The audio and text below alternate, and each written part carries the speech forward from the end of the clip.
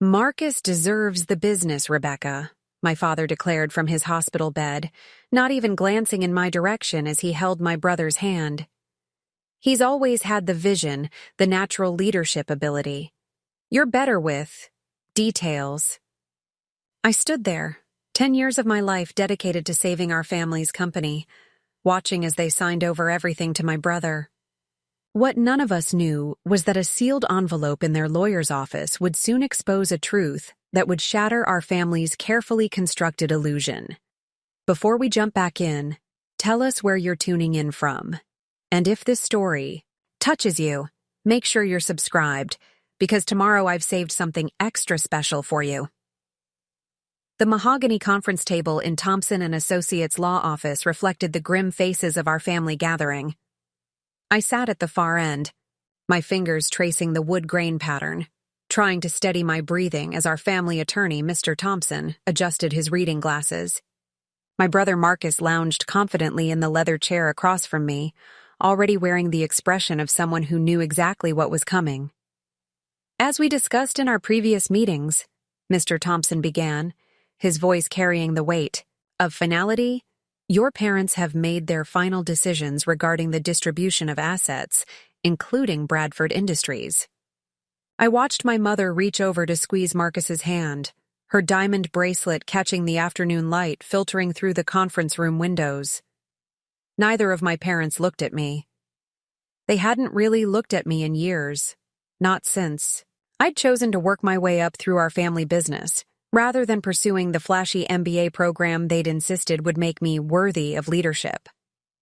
The entirety of Bradford Industries, including all subsidiaries, real estate holdings, and associated assets, will be transferred to Marcus Bradford upon our passing, my father announced, his voice strong despite his recent health challenges. "Rebecca will receive the summer house in Maine and a trust fund equivalent to 5% of the company's current valuation." 5%.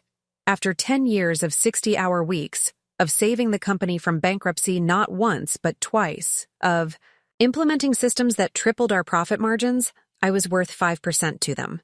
The summer house, a property I'd never even visited because I was always too busy keeping their business afloat, was meant to be my consolation prize.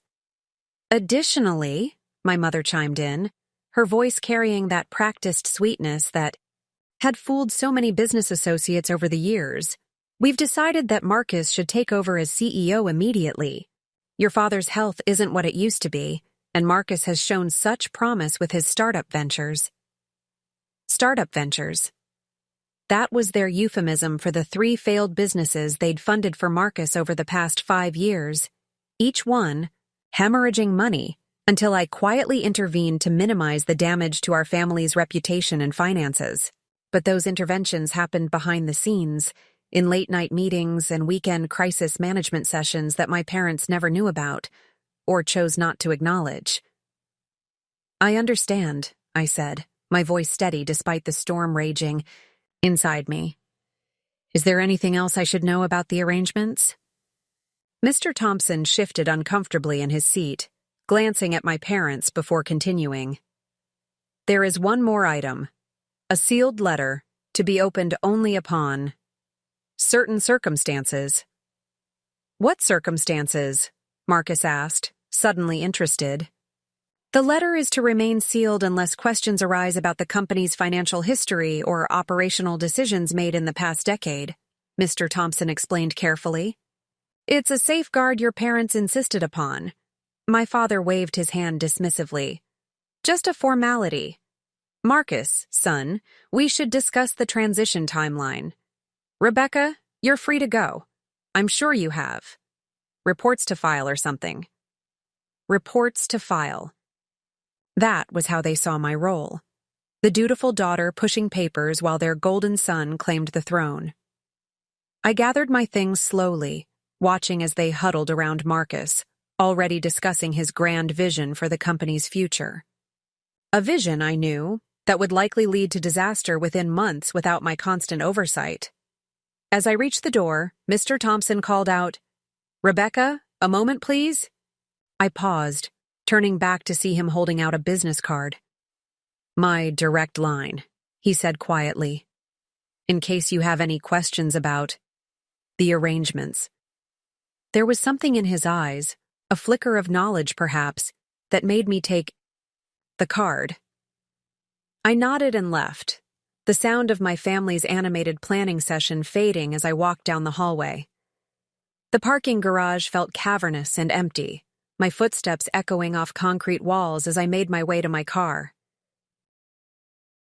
I'd parked in my usual spot, the one marked VP Operations, wondering how long it would be before Marcus had it repainted with his name. Probably by Monday.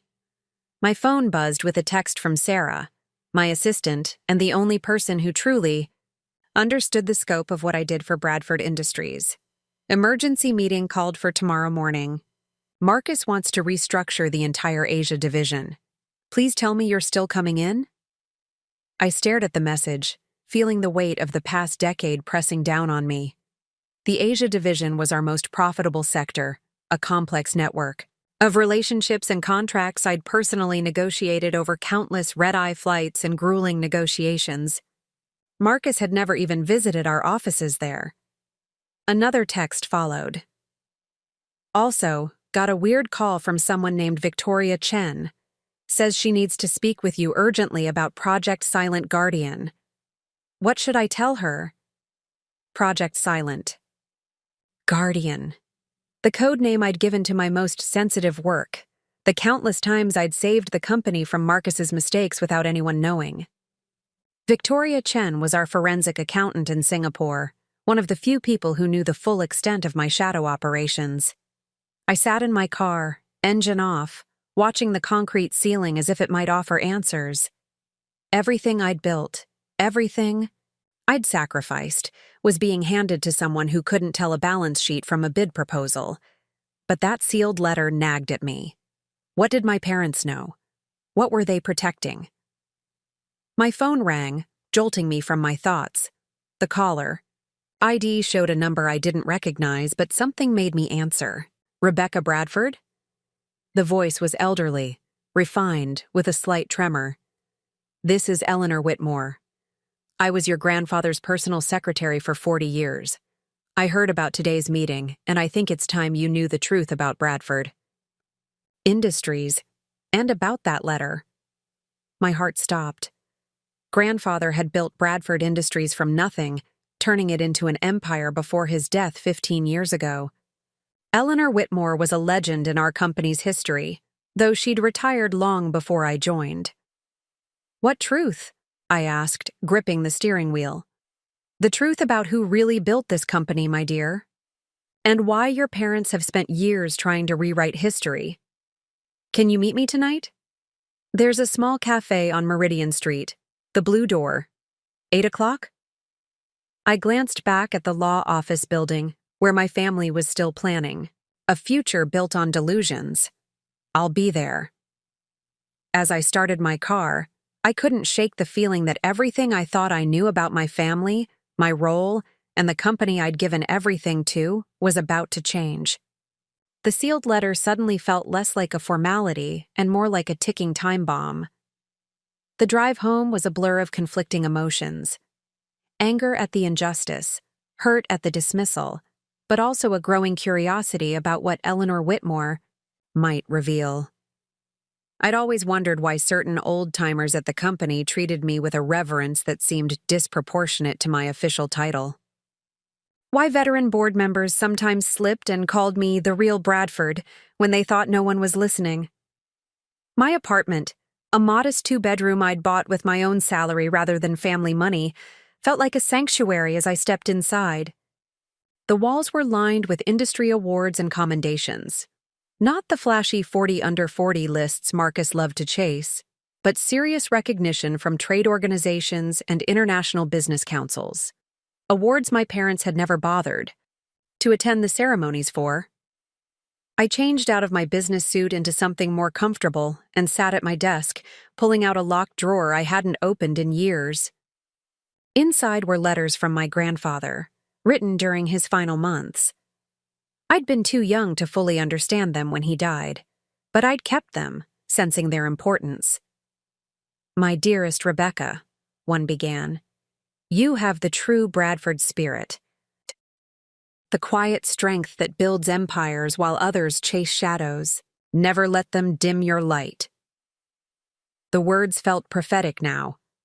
Had he known what would happen? Had he seen the pattern already forming in my parents' treatment of Marcus and me? My laptop chimed with an encrypted message from Victoria Chen. Unusual. Activity detected in Marcus's latest venture accounts. Pattern matches previous incidents. Shall I proceed with Protocol 7? Protocol 7. Our code for discreetly protecting company assets from internal threats. I'd used it 3 times before, each time preventing Marcus's failed ventures from dragging down the parent company. Each time my parents remained blissfully unaware of how close we'd come to disaster. I typed back, hold for now. Significant developments today. We'll advise tomorrow. As 8 o'clock approached, I found myself driving through the rain-slicked streets toward the Blue Door Cafe, my grandfather's letters tucked safely in my bag. Eleanor Whitmore represented a link to the company's past, to the grandfather who'd seen something in me that my own parents refused to acknowledge. The sealed letter, the mysterious Protocol 7, the cryptic warnings from company veterans, all the pieces of a puzzle I hadn't even known existed were suddenly falling into place. And somehow, I knew that by the time this night was over, the truth would change everything. The question was I ready for what that truth might reveal? The Blue Door Cafe was tucked away in a quiet corner of Meridian Street, its weathered sign barely visible in the evening drizzle. As I pushed open the heavy wooden door, a bell chimed softly, and the rich aroma of coffee and aged books enveloped me. The interior was dimly lit, with small tables scattered throughout, and walls lined with vintage photographs of the city's industrial heyday. Eleanor Whitmore sat at a corner table, her silver hair pulled back in an elegant chignon, her posture still commanding despite her advanced years. She wore a tailored navy suit that spoke of old money and timeless style. As I approached, her sharp blue eyes assessed me with an intensity that made me understand why my grandfather had trusted her implicitly. "Rebecca," she said, rising with surprising grace. "You look so much like him. Please, sit." I settled into the chair across from her, noticing the leather portfolio beside her teacup. The cafe was nearly empty, with only a lone barista behind the counter and soft jazz playing from hidden speakers. "Thank you for meeting me, Mrs. Whitmore," I began, but she raised a hand to stop me. "Eleanor, please. And I should be thanking you. I've watched from afar as you've held Bradford Industries together, often wondering when someone would finally tell you the truth." She poured me a cup of tea from an ornate pot, her movements precise and deliberate. "Your grandfather would be proud of what you've accomplished, especially considering the obstacles your parents have placed in your path." The directness of her statement caught me off guard. "You know about that?" Preparing and narrating this story took us a lot of time, so if you are enjoying it, subscribe to our channel. It means a lot to us. Now back to the story. Eleanor's laugh was soft but carried an edge. "My dear, I know everything about Bradford Industries. I was there when your grandfather built it from a single factory into an empire. I was there when he made the decisions that would shape its future. And I was there when your parents began their systematic campaign to erase your role in the company's survival." She opened the leather portfolio and withdrew a stack of documents, their edges yellowed with age. "Before we proceed, I need to know, are you prepared to learn truths that will fundamentally change your understanding of your family and your place in it?" I thought of the meeting earlier that day, of my parents' casual dismissal of a decade of my work, of Marcus's smug certainty that he deserved everything. "I'm ready," I said firmly. Eleanor nodded approvingly. "Your grandfather, James Bradford, was a visionary, but he was also pragmatic. He recognized early on that your father lacked the strategic thinking necessary to lead the company. William was charming, yes, and excellent at networking, but he couldn't see beyond the next quarter's profits." She slid a document across the table. It was a memo dated 25 years ago, written in my grandfather's distinctive handwriting. I read, "William's proposal to expand into luxury markets shows fundamental misunderstanding of our core strengths. His vision is driven by status rather than strategy. I fear for the company's future under his leadership." Your grandfather began planning for succession long before his death, Eleanor continued. He established a series of trusts and corporate structures designed to protect the company from imprudent leadership. But he needed someone with the right combination of intelligence, work ethic, and integrity to activate these safeguards. "And that person was supposed to be me?" I asked, struggling to process this information. "Not originally," Eleanor admitted. "Initially, he hoped your father would grow into the role. When that didn't happen, he looked to the next generation. He watched both you and Marcus carefully from childhood." She produced another document, this one a psychological evaluation report. "He had both of you assessed by industrial psychologists when you were teenagers. Marcus scored high on charisma and self-confidence, but showed concerning patterns of risk-taking and lack of attention to detail. You, on the other hand, demonstrated exceptional analytical abilities, strategic thinking, and what the psychologist called quiet leadership potential." I remembered those tests vaguely. My parents had told me they were routine evaluations, for insurance purposes. Another lie, apparently. "Your grandfather began restructuring the company in his final years," Eleanor explained. "He created a shadow board of directors, established offshore holding companies, and most importantly, set up what he called the Guardian Protocol." Guardian Protocol? The name sent a chill down my spine. That's similar to what I've been calling my own protective measures. Eleanor's eyes sparkled.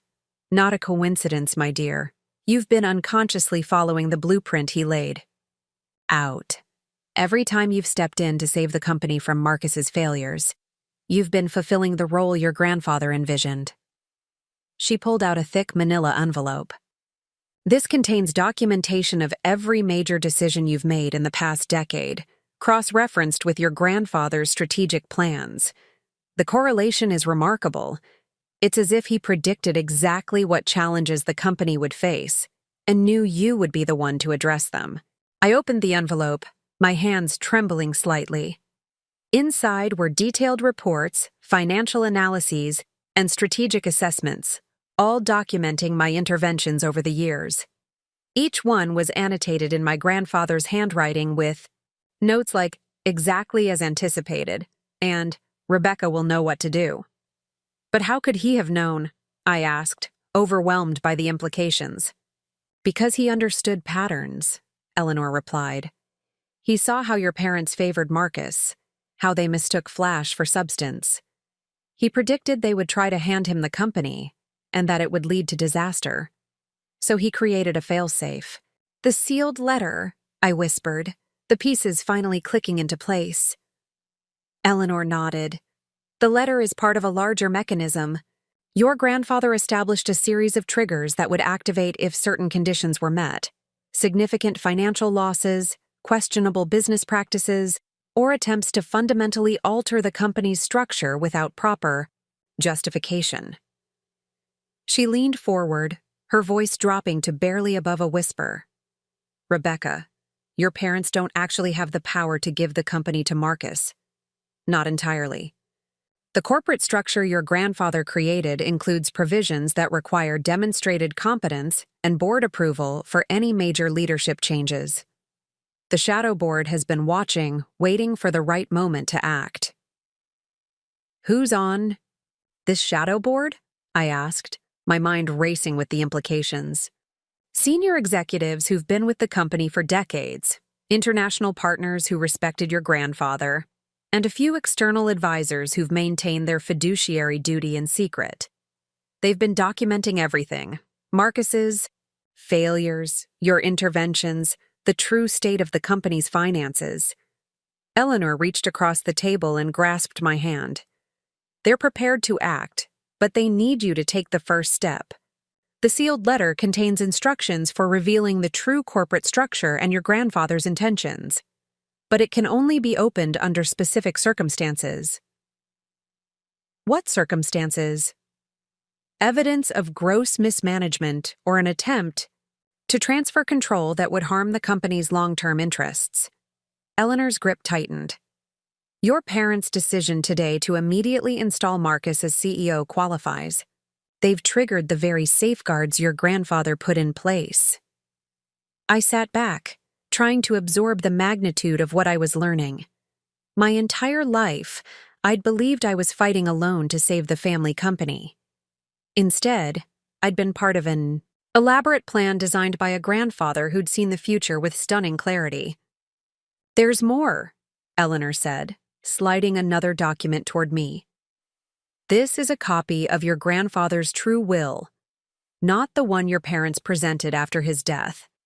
In it, he established a trust that would transfer controlling interest in Bradford Industries to whichever of his grandchildren demonstrated the greatest commitment to the company's core values and long-term success. I scanned the document, my eyes widening at the language. It was clear, unambiguous, and legally binding. The trust was to be administered by the Shadow Board with specific metrics for evaluation. Based on those metrics, I had earned controlling interest years ago. Why wasn't this revealed earlier? I asked, anger creeping into my voice. Why let me struggle for so long believing I was worthless in my family's eyes? Eleanor's expression softened with sympathy. Your grandfather believed that true leaders are forged in adversity. He wanted you to develop your skills naturally, to prove your worth not just to others but to yourself. Every challenge you've overcome, every crisis you've managed, has prepared you for this moment. She gestured to the portfolio. Everything you need is here. Documentation of the true corporate structure, records of the Shadow Board's activities, evidence of your contributions, and instructions for activating the succession protocol. But once you begin this process, there's no turning back. Your relationship with your parents will be forever altered. I thought about my mother's dismissive attitude, my father's casual cruelty in the lawyer's office. I think that relationship was altered long ago, I said quietly. Eleanor nodded understanding. Your grandfather included a personal letter for you to be delivered when the time came. She handed me a sealed envelope with my name written in his familiar script. With trembling fingers, I opened it and read, My dearest Rebecca, if you're reading this, then my fears about your parents have proven correct, and you've discovered the truth about your role in Bradford Industries. I want you to know that every decision I made was designed to protect both you and the company I spent my life building. I saw in you what your parents refused to acknowledge, a brilliant mind, unwavering integrity, and the rare ability to lead without needing the spotlight. You have the Bradford spirit that skips generations, the quiet strength that builds empires. The path ahead will be difficult. Your parents will feel betrayed, and Marcus will resist the truth. But remember this. You are not taking anything that wasn't already rightfully yours. You've earned your position through years of dedication and sacrifice. The Shadow Board has my complete confidence, as do you. Trust in the systems I've put in place, but more importantly, trust in yourself. You are more prepared for this than you know. Lead with wisdom, act with integrity, and never forget that true power lies not in titles or inheritance, but in the respect you earn through your actions. With all my love and faith in your future, grandfather. Tears blurred my vision as I finished reading. All these years, I'd carried the weight of feeling unseen, unvalued by my own family. To know that someone had seen me, had believed in me enough to build an entire succession plan around my potential. It was overwhelming. What happens now? I asked Eleanor, wiping my eyes. Now you have a choice, she replied. You can continue as you have been, quietly saving the company from the shadows, or you can step into the light and claim your rightful place. The The shadow board is meeting tomorrow evening. They're prepared to execute the succession protocol if you give the word. She began gathering the documents back into the portfolio. Take tonight to review everything. The legal mechanisms are already in place. Your parents' attempt to bypass proper corporate governance has activated clauses they didn't even know existed. By trying to install Marcus without board approval, they've inadvertently triggered the very safeguards designed to prevent such actions. As Eleanor organized the papers, she continued, Your grandfather's lawyers, not the ones your parents use, but his personal legal team, have been maintaining these structures for years. They're ready to file the necessary paperwork the moment you decide to act. She handed me the portfolio. This contains everything: financial records, legal documents, correspondence between shadow board members, and a detailed timeline of your interventions over the past decade. It's irrefutable evidence of who has truly been running Bradford Industries. I accepted the portfolio, feeling its weight, not just physical, but symbolic. And the sealed letter at Thompson's office? A decoy. Eleanor smiled. Your grandfather knew your parents would need to believe they had control. The real documents have been safely stored in multiple locations, with copies held by each shadow board member. Thompson himself is unaware of the full structure, though he suspects something given his instructions. As we prepared to leave, Eleanor placed a hand on my arm. Rebecca, I need you to understand something. This isn't just about corporate control or family dynamics.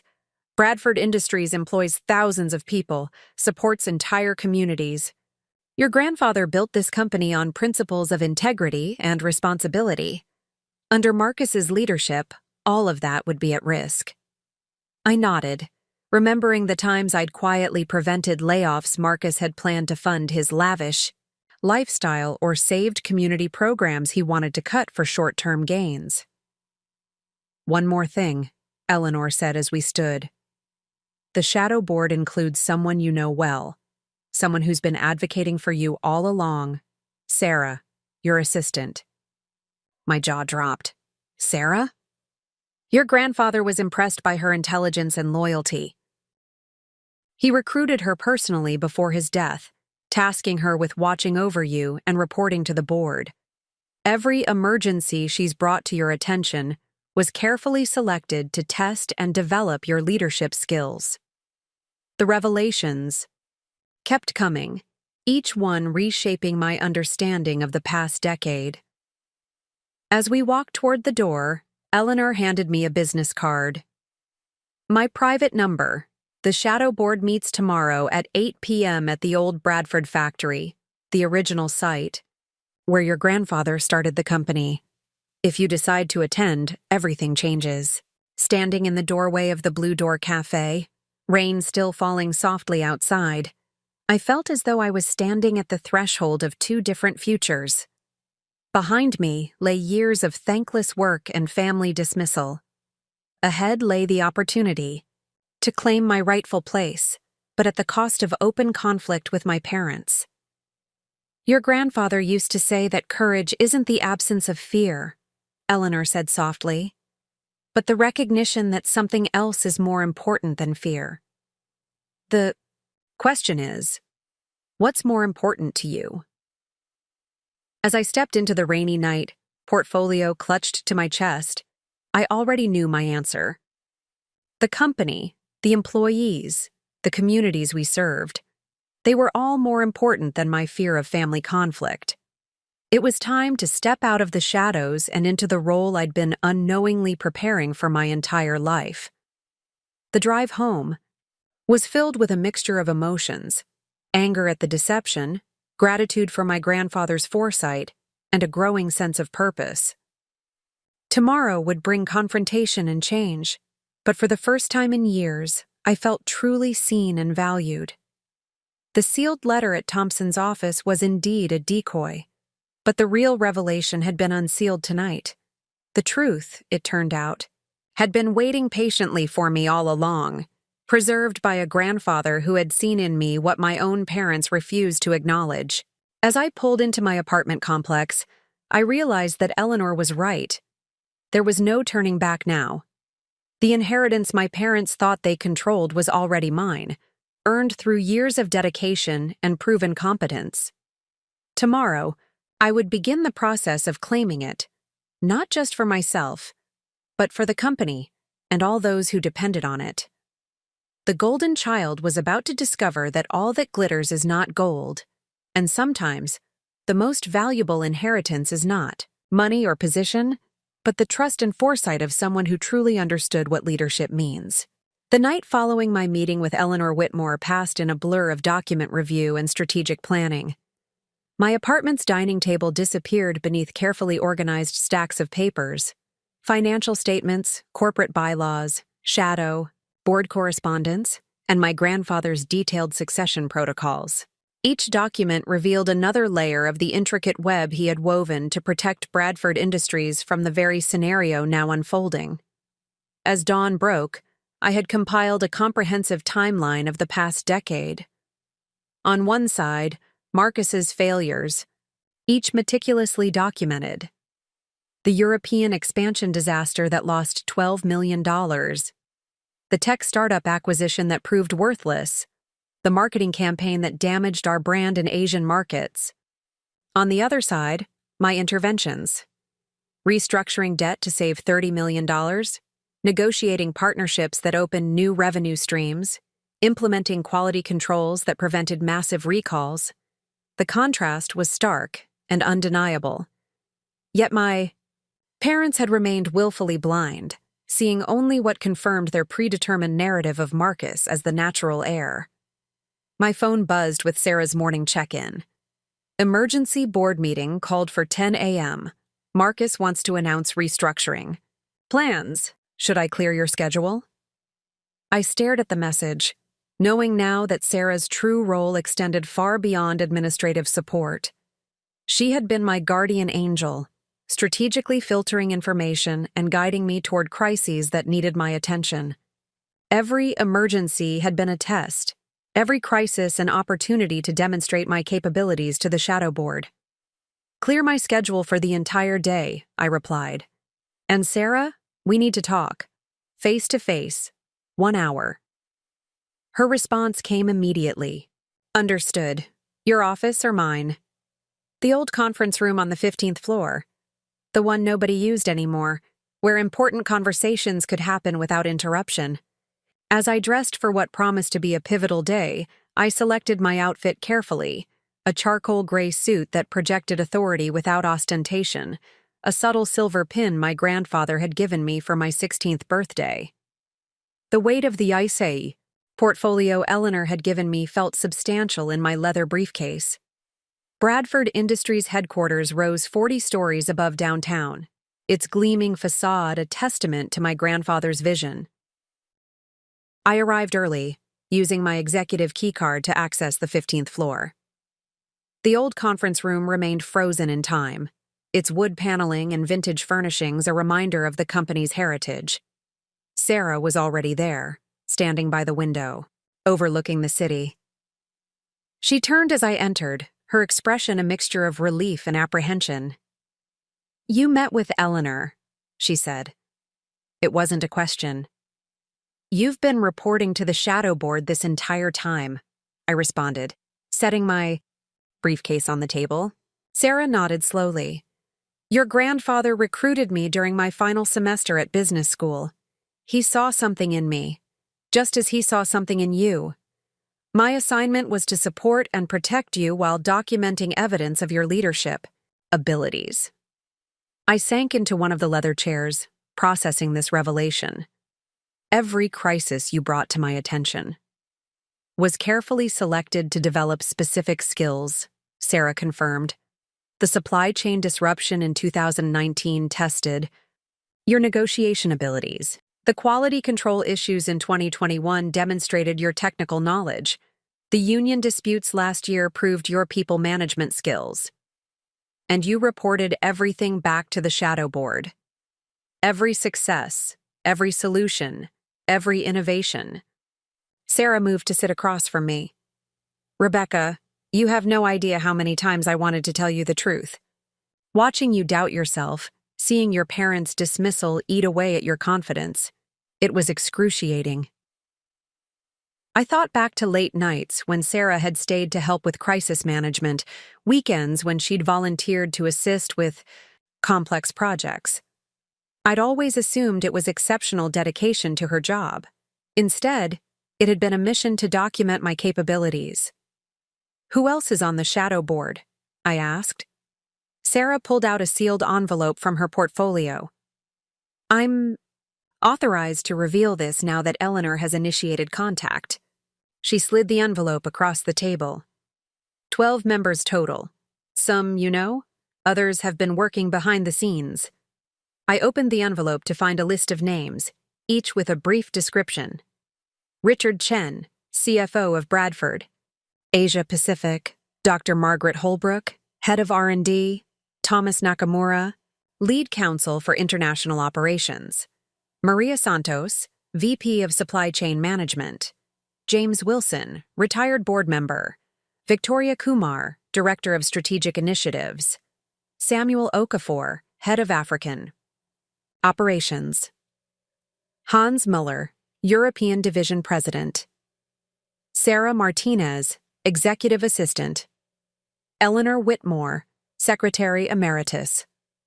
Patricia Goldman, External Auditor. Dr. Robert Chang, Industrial, Psychology Consultant. "These people have been watching me for years?" I asked, recognizing most names as respected senior executives. "Watching, documenting, and protecting," Sarah clarified. "Every time Marcus made a catastrophic decision, the shadow board worked behind the scenes to minimize damage. But, more importantly, they've been building an ironclad case for your succession." A knock at the door interrupted us. Sarah rose to answer it, admitting Victoria Kumar, whose name I'd just read on the shadow board list. Victoria was a formidable woman in her 50s, known for her strategic brilliance and no-nonsense approach. "Rebecca," she said, extending her hand. "We don't have much time. Marcus's board meeting starts in an hour, and what he's planning will devastate the company." She placed a tablet on the table, displaying a presentation titled Bradford 2.0, A New Vision. Marcus intends to announce the immediate closure of 3 manufacturing facilities, the elimination of our entire R&D department, and a pivot toward luxury branding, Victoria explained, swiping through slides. He's also planning to sell off our patents portfolio to fund a massive marketing campaign. My blood ran cold. Those facilities employed thousands of people in communities that depended on us. Our R&D department had 17 active projects that represented our future. The patents portfolio was worth billions and represented decades of innovation.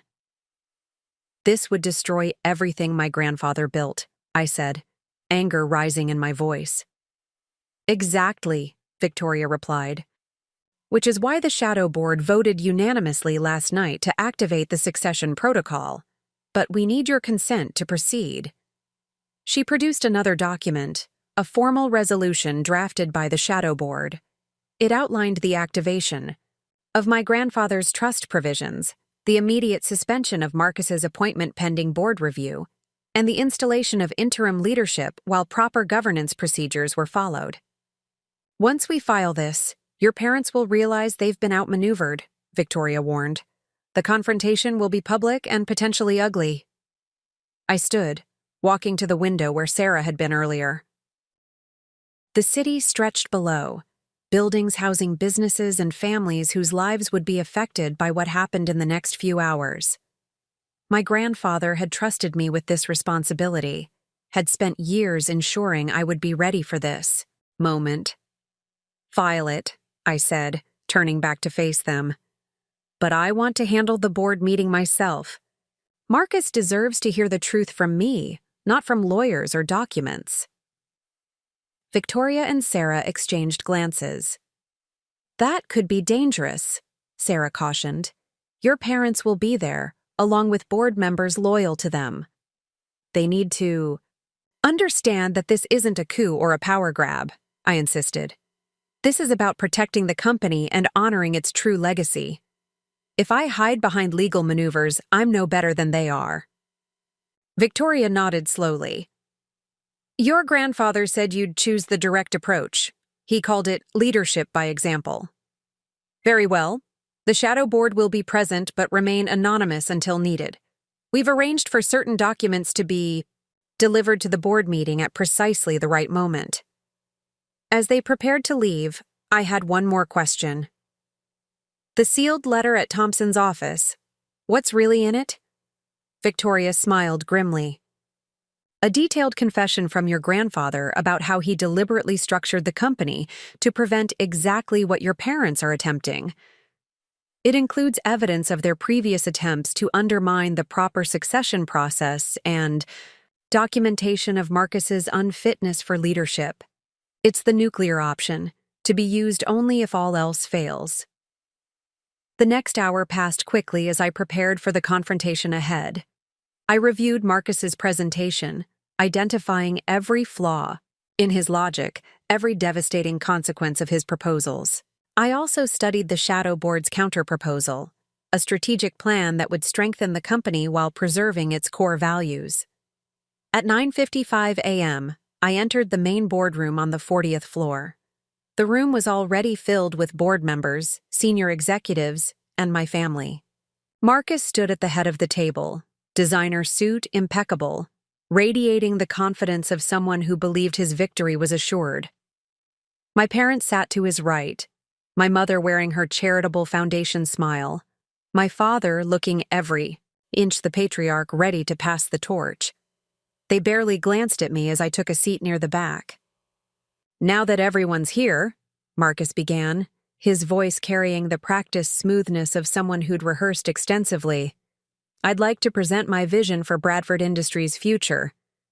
As he launched into his presentation, I watched the faces around the table. Some board members nodded enthusiastically, the ones my parents had carefully cultivated over the years. Others, including several I now knew were shadow board members, maintained carefully neutral expressions. Marcus reached the slide about closing manufacturing facilities. These outdated plants are dragging down our profit margins, he declared.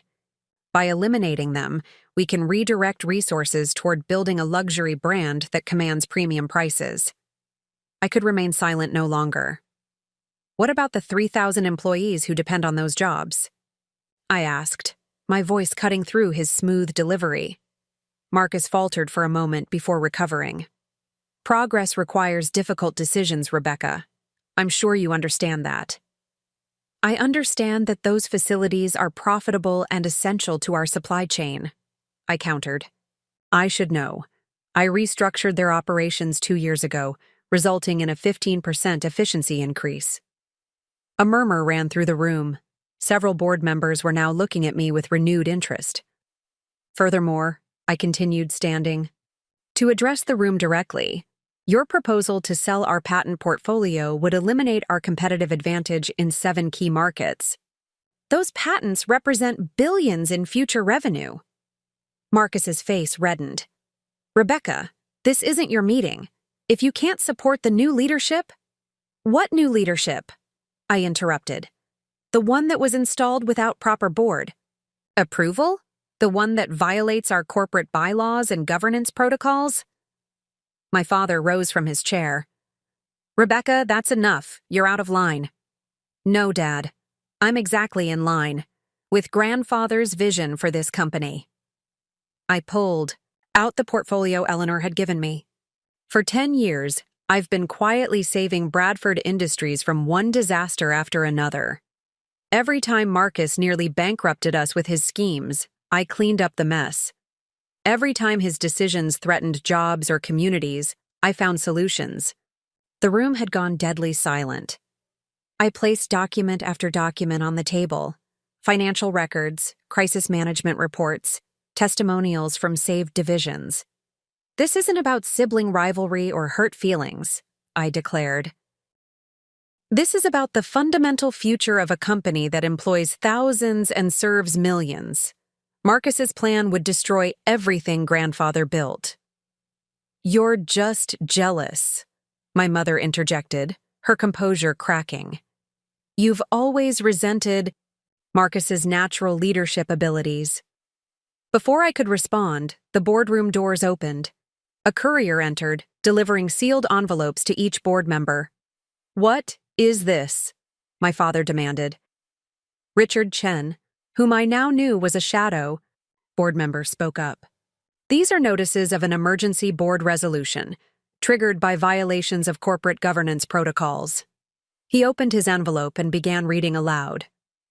"In accordance with Article 12, Section 3 of Bradford Industries bylaws, any leadership transition must be approved by a 2/3 majority of the board following proper evaluation procedures."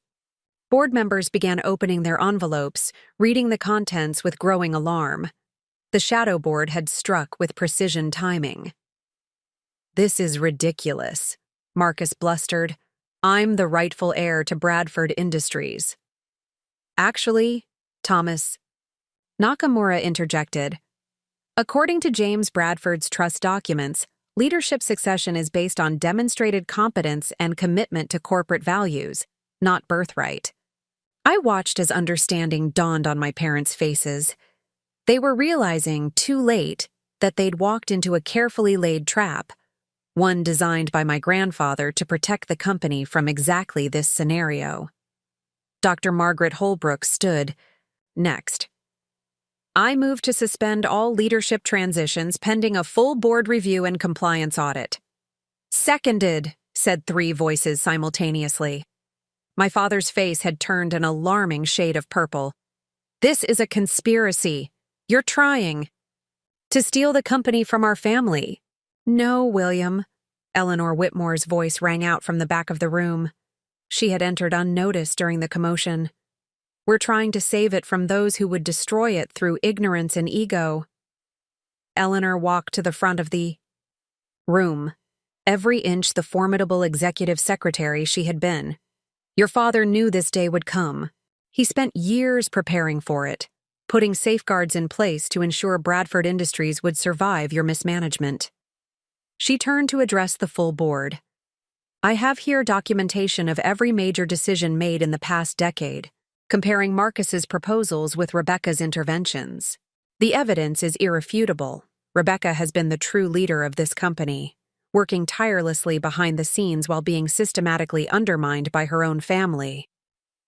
The shadow board members began revealing themselves, each sharing specific examples of my leadership and Marcus's failures. The regular board members listened with growing concern as the full picture emerged. Marcus attempted one final offensive. "This is all circumstantial. I have the vision to take Bradford Industries into the future." "Your vision involves destroying our manufacturing base, eliminating research and development, and selling off our intellectual property," I responded calmly. "That's not leadership. It's corporate suicide." I pulled out my grandfather's letter, reading key passages aloud. The room fell silent as his words echoed across the years, predicting this exact scenario and expressing his faith in my abilities. When I finished, the vote was swift and decisive. The board unanimously suspended Marcus's appointment and initiated a formal review process. My parents sat in stunned silence as their carefully constructed plans crumbled around them. As the meeting adjourned, board members approached me one by one, many expressing regret for not seeing the truth sooner. The shadow board members remained, professional but allowed themselves small smiles of satisfaction. Marcus stormed out, followed by our parents. My mother paused at the door, looking back at me with a mixture of anger and something else, perhaps the first glimmer of recognition. Eleanor approached me as the room emptied. "Your grandfather would be proud," she said softly. "You handled that with exactly the grace and strength he knew you possessed." "What happens now?" I asked, suddenly exhausted as the adrenaline faded. "Now, the real work begins," she replied. "The board will conduct its review, but the outcome is already clear. The shadow board's documentation is comprehensive and irrefutable. The question is, are you ready to step into the role you've already been fulfilling?" I looked around the boardroom where so many crucial decisions had been made over the years. My grandfather had built this company on principles of integrity, innovation, and responsibility. Under my parents' misguided favoritism, those principles had nearly been lost. But the safeguards had held, the truth had emerged, and the future, my future, was finally clear. "I've been ready for years," I answered. "I just didn't know it until now."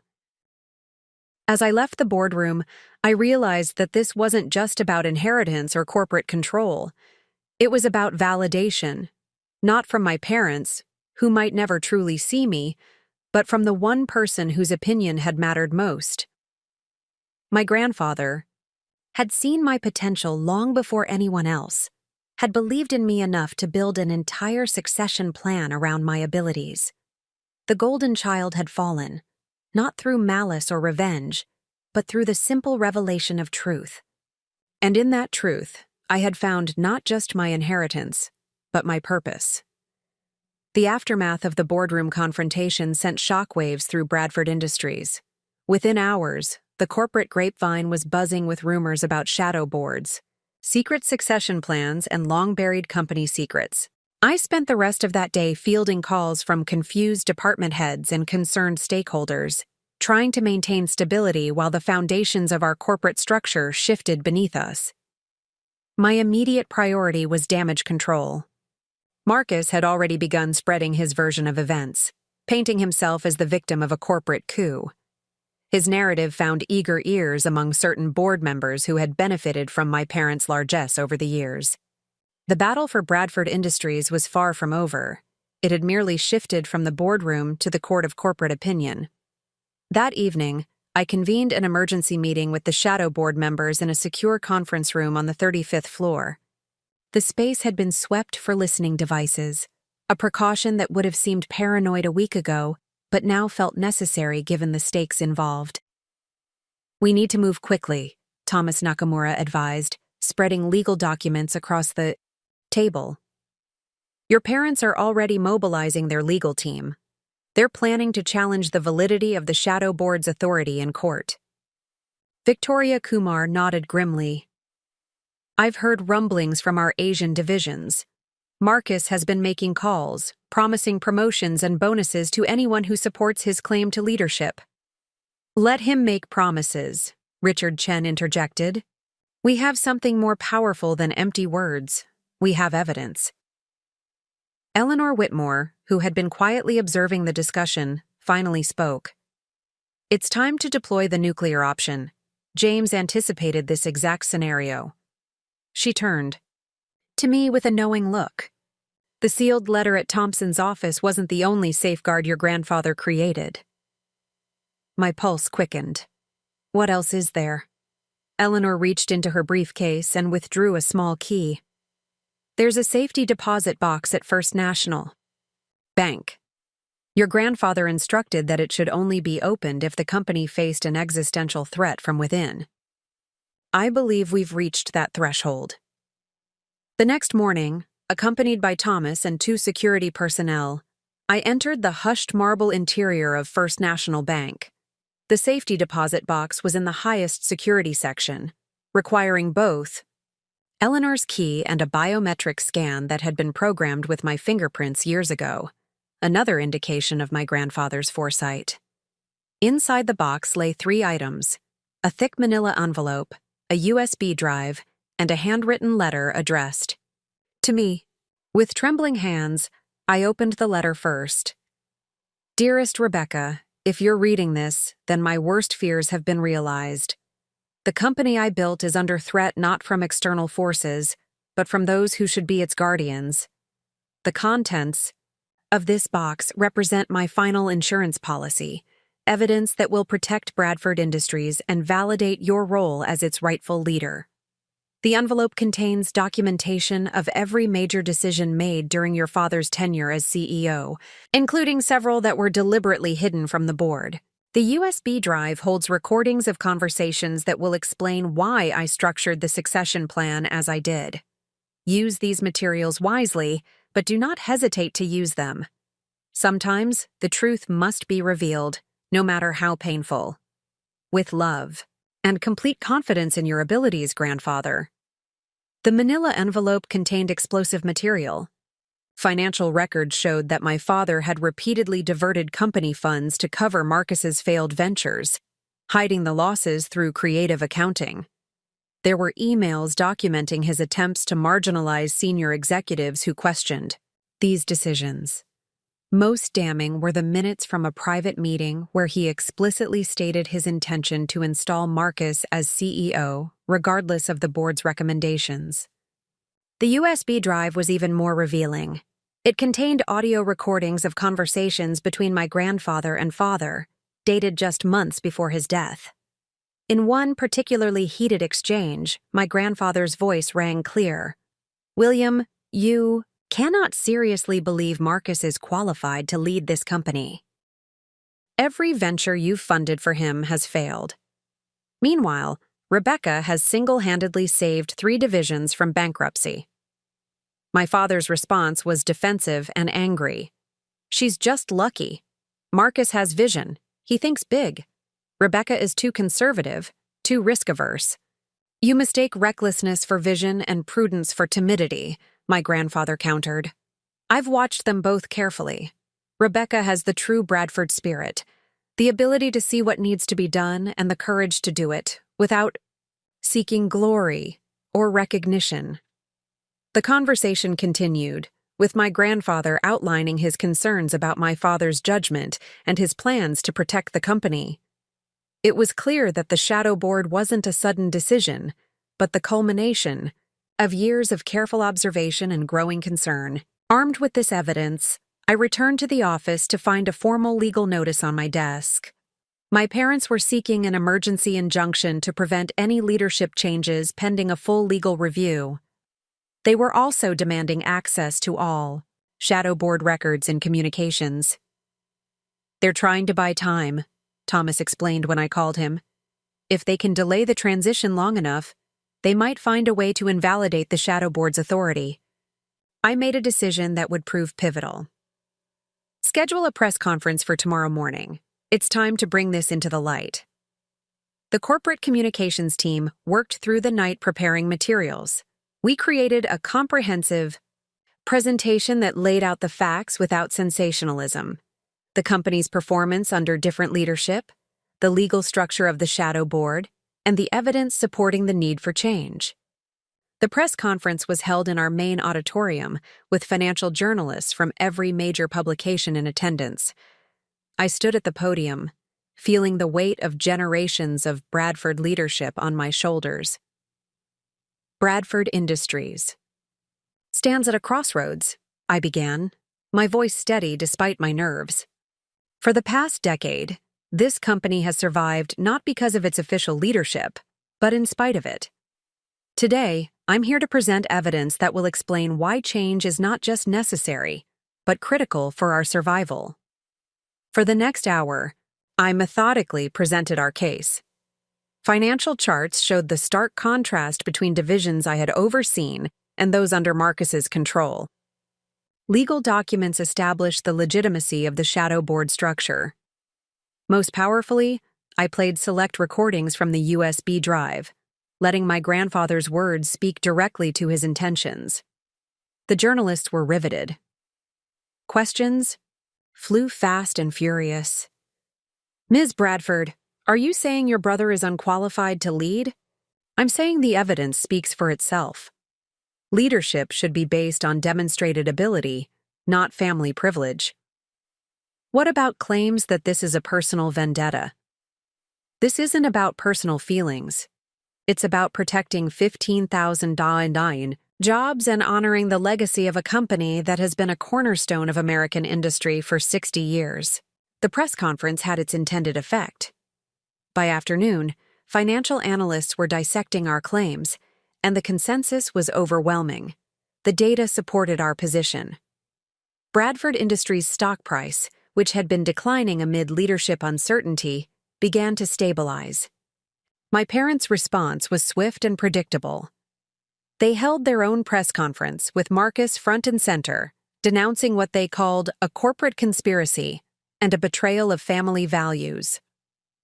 But without hard evidence to counter our documentation, their arguments rang hollow. The legal maneuvering intensified over the next week. My parents filed multiple lawsuits challenging everything from the shadow board's formation to my grandfather's mental state in his final years. Each filing was met with meticulously prepared counterarguments from our legal team. During this time, I received an unexpected visit from Margaret Chen, a respected business journalist who had covered Bradford Industries for decades. She had interviewed my grandfather multiple times and had watched our family drama unfold from a unique vantage point. "Off the record," she said, settling into a chair in my office. "I've been waiting for this day for years. Your grandfather confided in me about his concerns. He knew your parents would never see your true value." "Why didn't he act sooner?" I asked, voicing a question that had haunted me since discovering the truth. "He believed in giving people a chance to grow into wisdom," Margaret explained. "He hoped your father would eventually recognize your abilities. When it became clear that wouldn't happen, he put his safeguards in place." She leaned forward, her expression serious. "But there's something else you should know. I've been investigating Marcus's business dealings independently. There are connections to some questionable overseas investments that could damage the company's reputation if they come to light." This was new information and potentially explosive. Margaret shared her findings. Marcus had been using his position to pursue personal ventures in emerging markets, some involving partners with ties to money laundering investigations. "I haven't published anything yet," she continued, "because I wanted to see how this succession battle played out. But if Marcus were to take control of Bradford Industries, I would have an ethical obligation to reveal what I've found." I sat back, absorbing the implications. This wasn't just about corporate leadership anymore. It was about protecting the company from potential criminal liability. That evening, the Shadow Board convened for another emergency meeting. When I presented Margaret's information, the mood turned grave. "This changes everything," Victoria Kumar stated. "We're not just fighting for control. We're fighting to prevent a potential legal catastrophe." Eleanor, ever the voice of experience, offered strategic counsel. "We need to present this information to the full board immediately. Even those loyal to your parents will have to reconsider their position when faced with potential criminal exposure." The special board meeting was called for the following morning. As directors filed into the boardroom, the tension was palpable. My parents sat at one end of the table, their lawyers arrayed behind them like a protective wall. Marcus appeared confident, still believing his charm could sway opinion in his favor. I began with a careful presentation of the new evidence, walking the board through the web of questionable investments and partnerships. As the implications became clear, I watched the color drain from several directors' faces. Even those previously sympathetic to my parents shifted uncomfortably in their seats. "These allegations are baseless," Marcus erupted when I finished. "This is nothing but a smear campaign." "Then you won't mind if we initiate a full forensic audit of these transactions?" Thomas Nakamura asked smoothly. The room fell silent. Marcus looked to our parents for support, but my father seemed stunned by the revelations, while my mother appeared to be reassessing everything she thought she knew about her golden child. Board member James Wilson, who had previously supported my parents, cleared his throat. "In light of this information, I move for an immediate vote of no confidence in the proposed leadership transition to Marcus Bradford." The motion was seconded instantly. When the vote was called, it was unanimous. Even my parents' closest allies couldn't ignore the potential legal ramifications. But the victory felt hollow as I watched my family's public humiliation. My mother was crying quietly, while my father stared at the table, his dreams of dynasty crashing around him. Marcus stormed out without a word, his carefully constructed image in tatters. After the meeting, I found my mother alone in the executive washroom, attempting to repair her tear-stained makeup. Our eyes met in the mirror, and for a moment, I saw not the woman who had dismissed me for years, but a mother grappling with the realization that she had fundamentally misjudged both her children. "Rebecca," she whispered, "how did we get it so wrong?" I had no easy answer. The patterns of favoritism had been set long before I was old enough to understand them. But standing there, watching my mother's pain, I realized that exposing the truth, while necessary, had extracted a heavy price from everyone involved. "We move forward," I said finally. "We rebuild trust, restructure properly, and ensure Bradford Industries survives for the next generation." The following weeks brought a whirlwind of activity. The board formally recognized the Shadow Board's authority and initiated a comprehensive review of corporate governance. Marcus resigned from all positions within the company, accepting a generous but conditional severance package that required him to divest all interests in his questionable overseas ventures. My parents retreated from public life, my father officially retiring as chairman emeritus, while my mother resigned from the various charitable boards where she had represented the Bradford name. Their withdrawal was presented as a planned transition, allowing them to maintain some dignity despite the circumstances. Throughout this period, I worked tirelessly to stabilize the company and reassure stakeholders. Department heads who had operated in uncertainty for years finally had clear direction. Employees who had feared for their jobs under Marcus's potential leadership expressed relief and renewed commitment. 1 month after the boardroom showdown, I sat in my grandfather's old office, now mine, reviewing transition plans with the senior leadership team. The company was stronger than ever, its governance structure transparent, its leadership merit-based rather than nepotistic. Eleanor entered carrying a final envelope. "There's one more thing," she said, her eyes twinkling. "Your grandfather left instructions that this should be given to you only after you had successfully navigated the transition." Inside was a simple note in his distinctive handwriting. "Never doubt that doing the right thing, no matter how difficult, is always the best path forward. I knew you would find the strength to lead with integrity. The company is now truly yours, not by inheritance, but by earning it through courage and competence. Make me proud. Love, Grandfather." As I finished reading, I understood that the greatest inheritance wasn't the company or the wealth. It was the trust my grandfather had placed in me and the opportunity to prove worthy of that trust. The golden child had fallen, but in his place stood something far more valuable, a leader who had earned her position through merit, dedication, and unwavering commitment to doing what was right. Looking out over the city skyline, I felt the weight of responsibility on my shoulders, but also the strength that came from knowing I had faced the truth and emerged stronger. The future of Bradford Industries was no longer clouded by family politics or misplaced loyalty. Instead, it was bright with the promise of what could be achieved when leadership was based on ability rather than birthright. The evidence had emerged. The truth had prevailed, and the company my grandfather built would continue to thrive.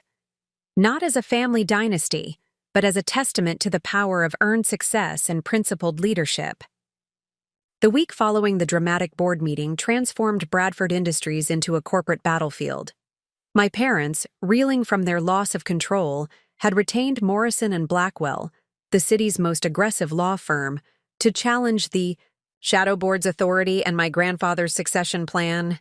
Their strategy became clear when legal notices began arriving at my office, each one more threatening than the last. "They're claiming undue influence," Thomas Nakamura explained during our emergency strategy session in the executive conference room. The walls were lined with whiteboards covered in legal flowcharts and timelines. "They're alleging that your grandfather wasn't of sound mind when he created the Shadow Board structure." I studied the complaint, my anger rising with each paragraph. "He was sharp as a tack until his final day. They're really willing to tarnish his legacy to maintain control? Desperation makes people do terrible things," Eleanor Whitmore observed from her seat at the head of the table. Despite her official retirement, she had returned to guide us through the crisis. William never accepted that his father didn't trust him with the company. This is decades of resentment boiling over. Victoria Kumar spread financial documents across the table. They're also moving to freeze corporate assets pending resolution of the leadership dispute. If successful, it would paralyze operations within weeks. The implications were staggering. Payroll for thousands of employees, ongoing contracts with suppliers, critical research projects, all would grind to a halt. My parents were willing to destroy the company rather than accept they had been wrong about its leadership. "What's our legal position?" I asked Thomas. He adjusted his glasses, a habit I'd noticed when delivering difficult news. "Strong, but not invulnerable. Your grandfather's documents are meticulously crafted, but Morrison and Blackwell specializes in finding hairline cracks in seemingly airtight cases. They'll argue that the shadow board's secrecy invalidates its authority." Sarah entered the room carrying a stack of folders. "I've compiled every email, memo, and document showing the board's activities over the past decade. Everything was done according to corporate bylaws, just discreetly." "Discretion isn't illegality," Thomas noted, "but they'll try to paint it as a conspiracy." My phone buzzed with a message from Marcus. "Last chance to step aside gracefully. This is going to get ugly." I showed the message to the group. Eleanor's expression hardened. "He's trying to intimidate you. Classic William tactic. Marcus learned from the master." "Let them try," I responded, surprising myself with my calm determination. "We have truth on our side." The first hearing was scheduled for the following Monday. Judge Catherine Rawlings, known for her no-nonsense approach to corporate disputes, would preside. The weekend became a blur of preparation, with the Shadow Board's legal team working around the clock to build our defense. Sunday evening, I sat in my apartment reviewing testimony notes when my doorbell rang. Through the peephole, I saw my mother standing in the hallway, looking smaller and older than I remembered. Against my better judgment, I opened the door. "Mom, may I come in?" she asked, her voice lacking its usual commanding tone. I stepped aside, watching as she entered my modest apartment. Her eyes swept the room, taking in the awards on the walls, the stacks of work documents, the evidence of a life built on merit rather than privilege. "Rebecca," she began, settling onto my couch, "this has gone too far. Surely we can resolve this within the family." "We tried that," I reminded her. "You chose to ignore a decade of evidence about who was actually running the company." She flinched at my directness. "We always wanted what was best for both of you. Marcus needed more support." "Marcus needed accountability," I interrupted. "Instead, you enabled his failures while dismissing my successes. Now the company is at risk because of your blindness." For the first time, I saw uncertainty in her eyes. "Your father is devastated. He truly believed he was honoring his father's wishes." "Grandfather's wishes were clearly documented," I said firmly. "Dad chose to ignore them because they didn't align with his preferences." My mother stood, her designer handbag clutched tightly. "If you proceed with this legal action, it will tear the family apart." "The family was torn apart years ago," I replied softly. "When you decided Marcus's potential was worth more than my achievements." She left without another word, but her visit had revealed cracks in my parents' unified front. My father's ego might be driving the legal battle, but my mother was beginning to question their position. Monday morning arrived, with unseasonable cold and driving rain. The courthouse steps were slick with water as I climbed them, flanked by Thomas and Eleanor. Inside, the corridors buzzed with lawyers and clerks, the machinery of justice in constant motion. Courtroom 4B was imposing, with dark wood paneling and high ceilings that made every sound echo. My parents sat with their legal team on one side, Marcus beside them in a perfectly tailored suit that probably cost more than my monthly salary. He smirked as I entered. but I noticed dark circles under his eyes. The stress was affecting him too. Judge Rawlings entered precisely at 9 a.m., her black robe swishing as she took her seat. "I've reviewed the preliminary filings," she announced without preamble. "This is a matter of corporate governance and succession planning, not a family therapy session. I expect professional conduct from all parties." Morrison and Blackwell's lead attorney, Jonathan Pierce, rose first. He was tall and silver-haired, with the commanding presence of someone used to winning. "Your Honor," he began, "we're here because of a conspiracy that undermines the very foundations of corporate law. A secret board, operating in shadows, claims authority over a publicly traded company. This is not just irregular, it's potentially criminal." He painted a picture of my grandfather as a paranoid old man, manipulated by advisors with their own agendas. The shadow board became a sinister cabal, and I was portrayed as an ambitious daughter exploiting legal technicalities to steal power from her rightful heir. Thomas rose for our response, his calm demeanor a stark contrast to Pierce's theatrical presentation. "Your Honor, what we have here is not a conspiracy, but a carefully constructed safeguard. James Bradford, renowned for his business acumen, foresaw potential conflicts and created legal mechanisms to protect his company's interests. He methodically presented evidence, corporate documents showing the shadow board's legal foundation, records of their oversight activities, and most importantly, comparative analyses of Marcus's decisions versus my interventions. The shadow board didn't operate in darkness," Thomas explained. "They operated with discretion, documenting everything, preparing for this very moment when their authority might be challenged." The hearing stretched through the morning as both sides presented arguments. Judge Rawlings asked pointed questions, her keen intellect cutting through legal rhetoric to core issues. During a brief recess, I overheard my parents conferring with their lawyers. My father's face was flushed with anger, while my mother seemed increasingly uncomfortable. The evidence being presented was undeniable, and even they couldn't ignore it completely. After lunch, Judge Rawlings called for specific testimony about corporate performance. This was our strongest ground, and Victoria Kumar took the stand with devastating effectiveness. "In the past 5 years," she testified, "Marcus Bradford's initiatives resulted in losses exceeding $47 million.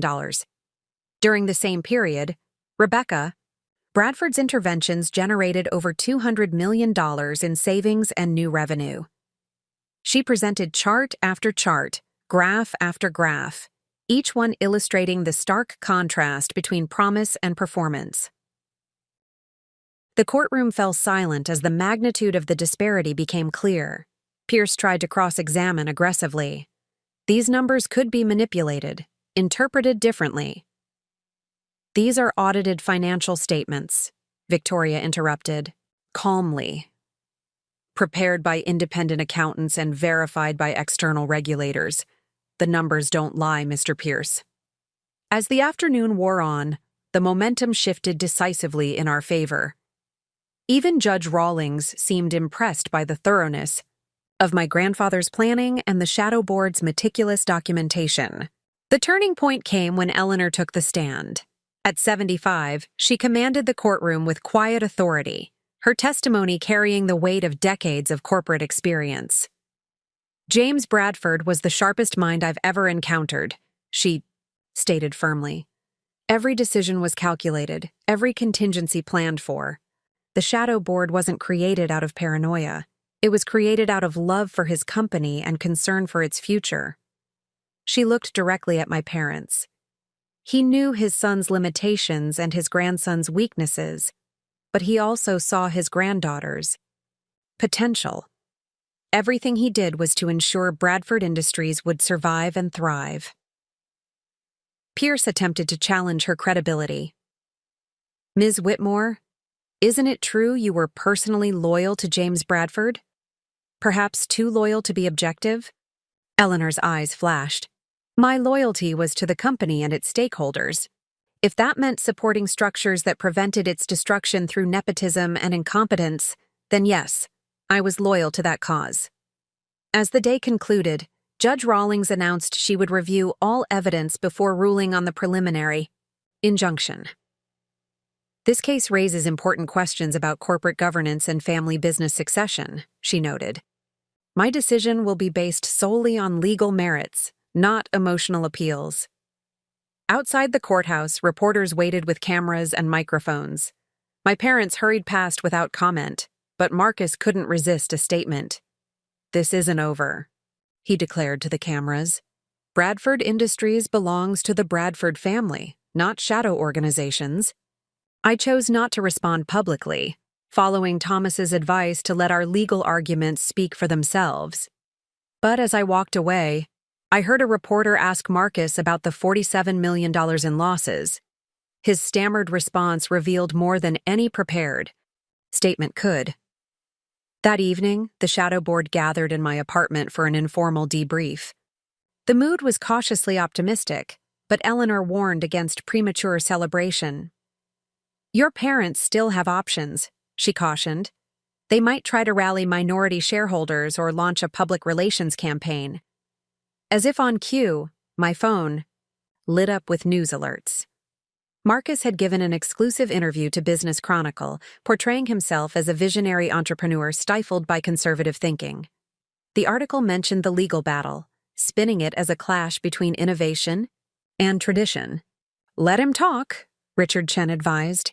"Every public statement he makes can be fact-checked against financial records. He's digging his own grave." The next few days brought a media storm. Business publications picked up the story, and financial analysts began examining Bradford Industries' performance history.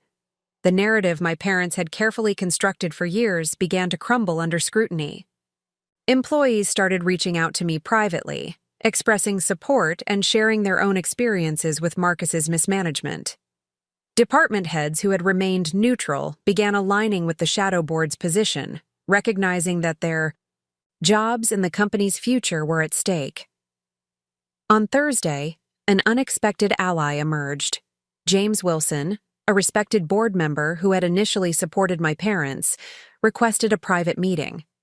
We met in a quiet restaurant downtown, away from corporate offices and prying eyes. "I owe you an apology," he began without preamble. "I let personal friendship with your father cloud my judgment. The evidence presented in court was illuminating." He slid a folder across the table. "Internal polling of board members. If the judge rules in your favor, you'll have overwhelming support for formal leadership transition." This was crucial. Even if we won the legal battle, we needed board unity to move forward effectively. Wilson's defection signaled that my parents' support was eroding rapidly. Friday morning brought Judge Rawlings's ruling. The courtroom was packed with employees, shareholders, and media representatives. My parents sat rigidly, their expensive lawyers unable to mask their nervous tension. After careful review of all evidence, Judge Rawlings began, "I find that the shadow board structure created by James Bradford was legally sound and properly documented. The succession protocols he established are valid and binding." She continued for 20 minutes, systematically dismantling every argument my parents had presented. The shadow board's authority was upheld, the leadership transition protocols were validated, and most importantly, the evidence of my competence versus Marcus's failures was acknowledged as relevant to corporate governance. "The preliminary injunction sought by the plaintiffs is denied," she concluded.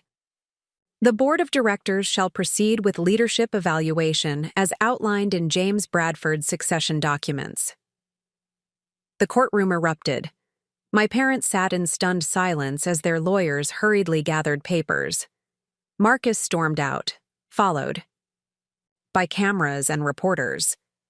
But the most significant reaction came from the employees in attendance, whose relieved applause spoke volumes about their fears under Marcus's potential leadership. Thomas turned to me with a rare smile. "Congratulations. The legal path is clear. But I knew this was just the beginning. The judge had validated the process, but the real work of leadership transition lay ahead. As we left the courthouse, Eleanor pulled me aside. "Your grandfather included one more safeguard," she said quietly. "A final test of leadership to be administered by the Shadow Board. It's not about legal authority anymore. It's about proving you can unite a divided company and lead it forward." I looked at the crowds dispersing from the courthouse, employees heading back to work, reporters filing stories, lawyers planning next moves. The company my grandfather built was at a crossroads, and I stood at its center. "What kind of test?" I asked. Eleanor smiled mysteriously. "One that will require every skill you've developed over the past decade. Are you ready?" As I watched my parents leave the courthouse, their dreams of dynasty shattered, I realized that victory in court was just the first step. The real challenge would be healing the wounds this battle had created and proving that merit, not birthright, was the true inheritance my grandfather had intended. "I've been preparing for this my entire life," I answered. "Let's begin." The golden child's reign had ended not with a dramatic fall, but with the quiet revelation of truth. Now came the harder task: building something better from the pieces left behind. The Monday following Judge Rawlings's ruling found me standing before the assembled Shadow Board in the original Bradford Industries factory, the same building where my grandfather had started the company 60 years ago. The space had been meticulously preserved, its brick walls and exposed beams a testament to our industrial heritage. Sunlight streamed through tall windows, illuminating dust motes that danced in the morning air. Eleanor Whitmore stood at the eye, center of the group, holding a leather-bound folder that bore my grandfather's seal. The Shadow Board members formed a semicircle, their expressions solemn but supportive. This was no longer about legal battles or corporate maneuvers. This was about proving I could lead Bradford Industries into its next chapter. "Your grandfather designed this final test himself," Eleanor began, her voice carrying the weight of ceremony. "He called it the Crucible, a 3-part challenge that would demonstrate not just business acumen, but the character necessary to lead this company." She opened the folder, revealing 3 sealed envelopes, each marked with Roman numerals. "You will face these challenges over the next 30 days. Success will solidify your position as CEO. Failure. Well, your grandfather didn't believe in failure. He believed in learning." Victoria Kumar stepped forward. "The first challenge begins immediately. You'll find instructions in the envelope, along with constraints you must operate within. The Shadow Board will observe, but not interfere, unless absolutely necessary." I accepted the first envelope, its weight surprisingly heavy in my hands. Breaking the seal, I found a single sheet of paper with my grandfather's distinctive handwriting. Challenge 1, the Forgotten Division. Bradford Technologies' semiconductor subsidiary has been losing money for 3 years. Your parents planned to sell it. Marcus wanted to shut it down. You have 14 days to find a third option that preserves jobs while returning the division to profitability. You may not spend more than $2 million in restructuring costs. My mind raced. Bradford Semiconductor employed 400 people in a small Michigan town where we were the largest employer. Closing it would devastate the community, but the financials were dire. We were losing $500,000 monthly. "When do I start?" I asked, already formulating potential strategies. "You already have," Eleanor replied with a slight smile. "The clock began ticking the moment you opened the envelope." The Shadow Board filed out, leaving me alone in the factory with Sarah, who had volunteered to assist during the challenges. As the door closed behind them, she turned to me with concern. "Bradford Semi is a mess," she said bluntly. "I've been monitoring their situation. Outdated equipment, demoralized workforce, and contracts with suppliers that are bleeding us dry." "Then that's where we start," I decided. "Book us on the first flight to Michigan." I want to see the operation firsthand. Within hours, we were airborne, reviewing years of financial data and operational reports.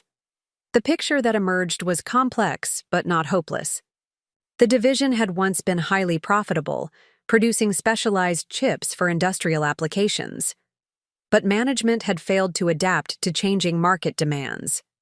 The facility sat on the outskirts of Hartsville, Michigan, a town of $15,000 that had grown around our factory. As we drove through Main Street, I saw Bradford Semiconductor signs in shop windows, youth sports teams wearing our logo, and a community center bearing my grandfather's name. This wasn't just a business decision, it was about people's lives. Plant manager Tom Rodriguez met us at the entrance, his weathered face showing surprise at my unannounced visit. "Ms. Bradford, we weren't expecting corporate attention." "That's been the problem," I replied, shaking his hand. "Show me everything, Tom, starting with the production floor."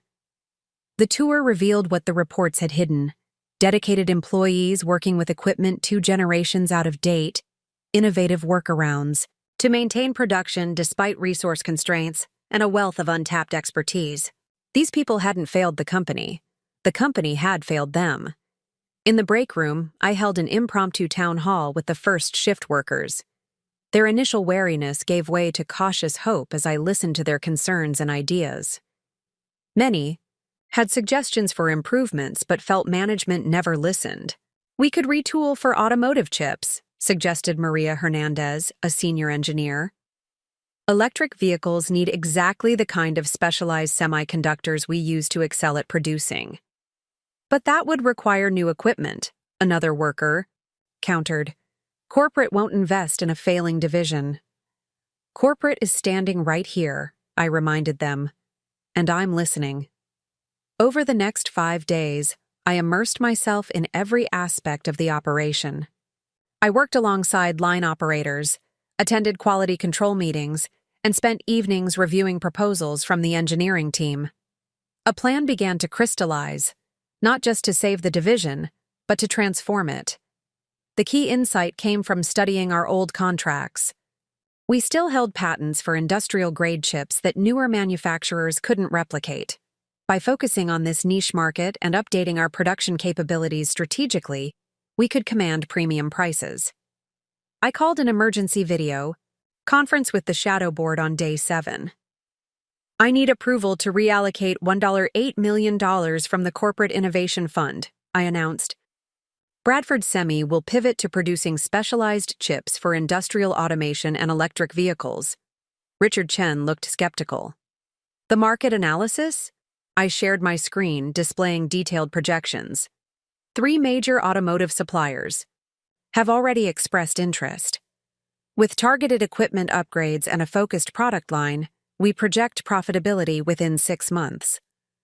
The board deliberated briefly before approving my request, but the real challenge lay ahead: implementing changes while maintaining production and morale. Working with Tom and his team, we developed a phased transition plan. Instead of wholesale replacement, we would upgrade equipment strategically, retrain workers gradually, and maintain existing contracts while developing new ones. The workers responded with enthusiasm, energized by finally having investment and direction. On day 13, we signed our first new contract, a $10 million deal to supply specialized chips for industrial robots. The local newspaper ran the story on its front page: "Bradford Semiconductor secures major contract, saving local jobs." The next morning, I presented my results to the shadow board. The financial projections showed a path to $5 million in annual profits within 18 months. More importantly, we had preserved 400 jobs and revitalized a community. Eleanor nodded approvingly as she handed me the second envelope. "Your grandfather believed that true leadership means finding solutions that benefit all stakeholders. You've demonstrated that principle admirably." The second challenge proved even more complex. Challenge 2: the hostile takeover peregrine. Capital has quietly acquired 15% of Bradford Industries stock and is positioning for a hostile takeover. You have 10 days to prevent this without spending more than $10 million or diluting existing shareholder value. This was corporate warfare at its highest level. Peregrine Capital was known for breaking up companies and selling assets piecemeal.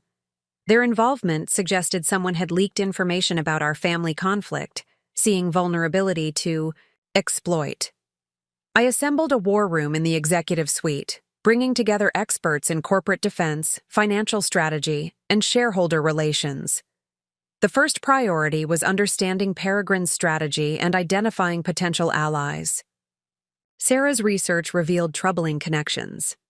Peregrine's CEO, David Merrick, has a history with Marcus. They were fraternity brothers at Harvard Business School.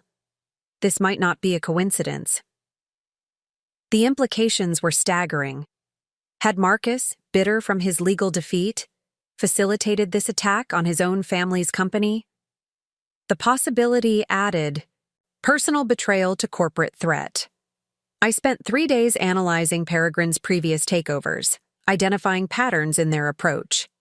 They typically targeted companies with undervalued assets, internal conflicts, or aging leadership. We checked all 3 boxes in their eyes. My strategy emerged from an unexpected source, our Employee Stock Ownership Plan, ESOP. Years ago, I had championed a program allowing workers to acquire shares through payroll deductions. Combined with shares held by loyal institutional investors, we could create a blocking coalition. The next phase required delicate diplomacy. I personally called every major shareholder, explaining the situation and seeking support. Many were surprised to hear directly from a Bradford family member. My parents had always delegated such communications. "Ms. Bradford," said Jonathan Peters, manager of the largest pension fund holding our stock, "your transparency is refreshing. We've been concerned about leadership stability, but your recent actions suggest positive change."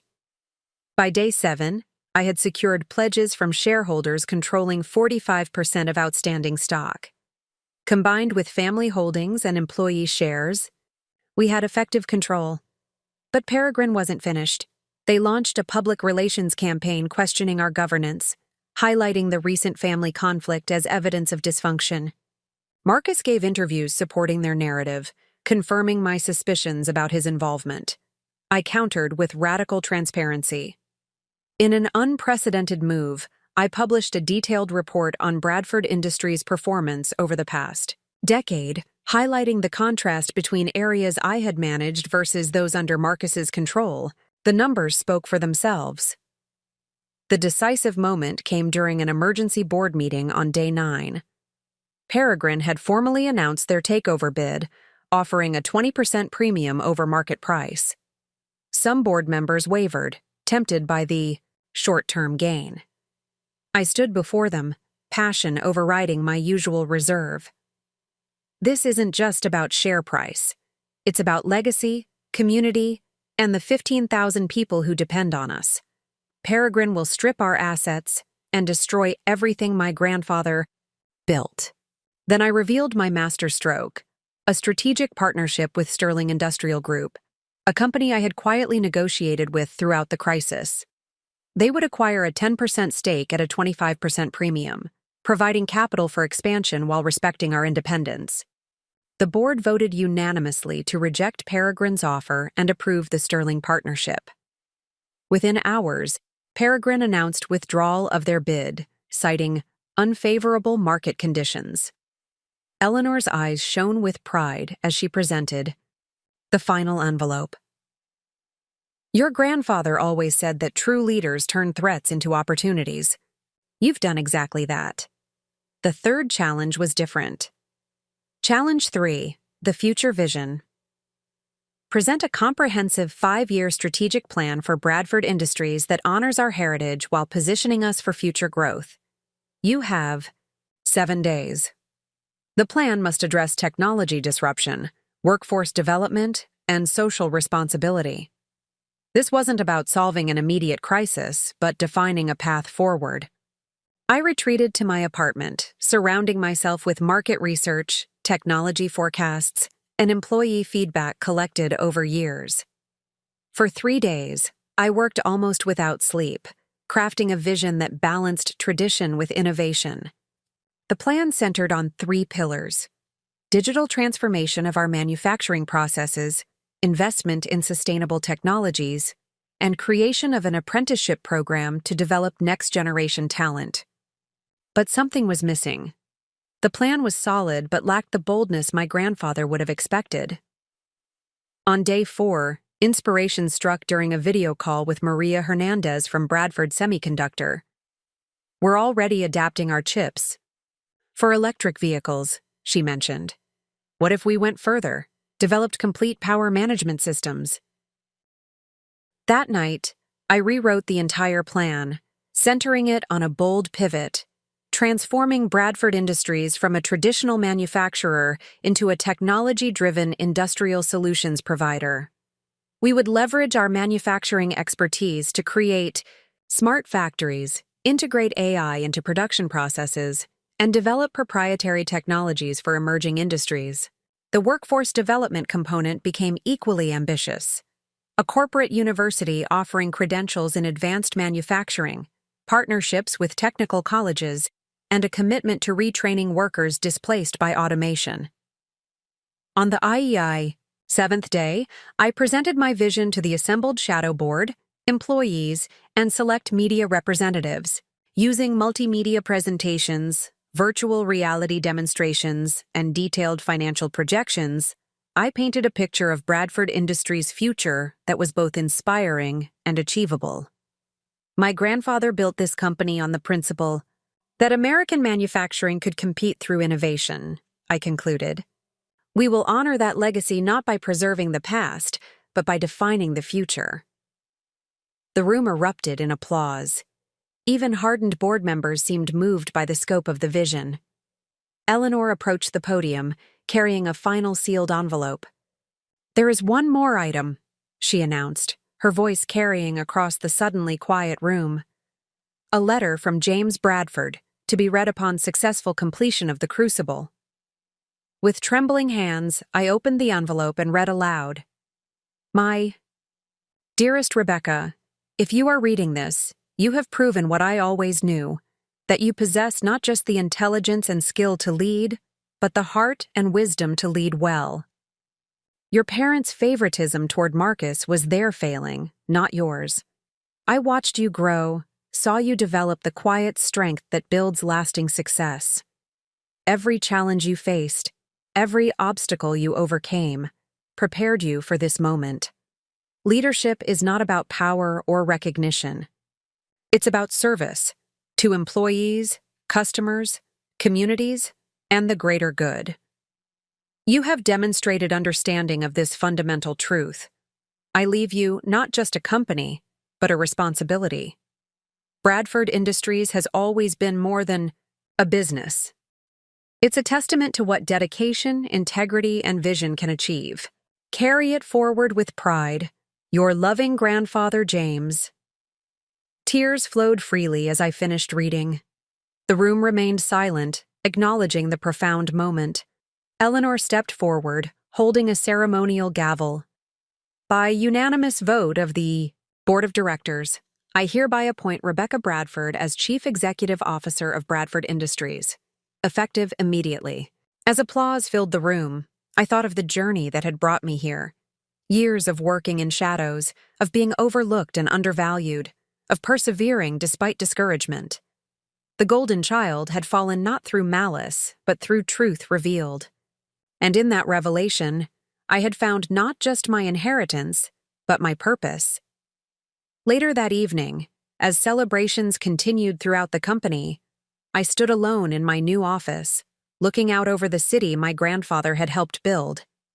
A soft knock interrupted my reflection. My mother stood in the doorway, her usual perfect composure replaced by uncertainty. "May I come in?" I nodded, and she entered slowly, taking in the office that had once been her husband's, her father-in-law's before that. "I owe you an apology," she began, her voice barely above a whisper, We were so focused on what we wanted Marcus to be that we couldn't see who you already were. Why? I asked simply. Why was it always him? She sank into a chair, suddenly looking older. Your father needed to believe his son would surpass him.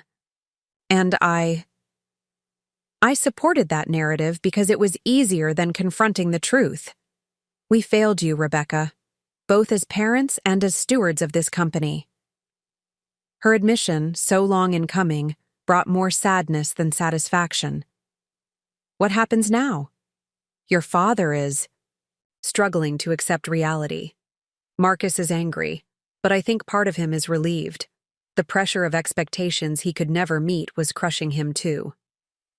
We talked for hours that night, the first honest conversation we'd had in years.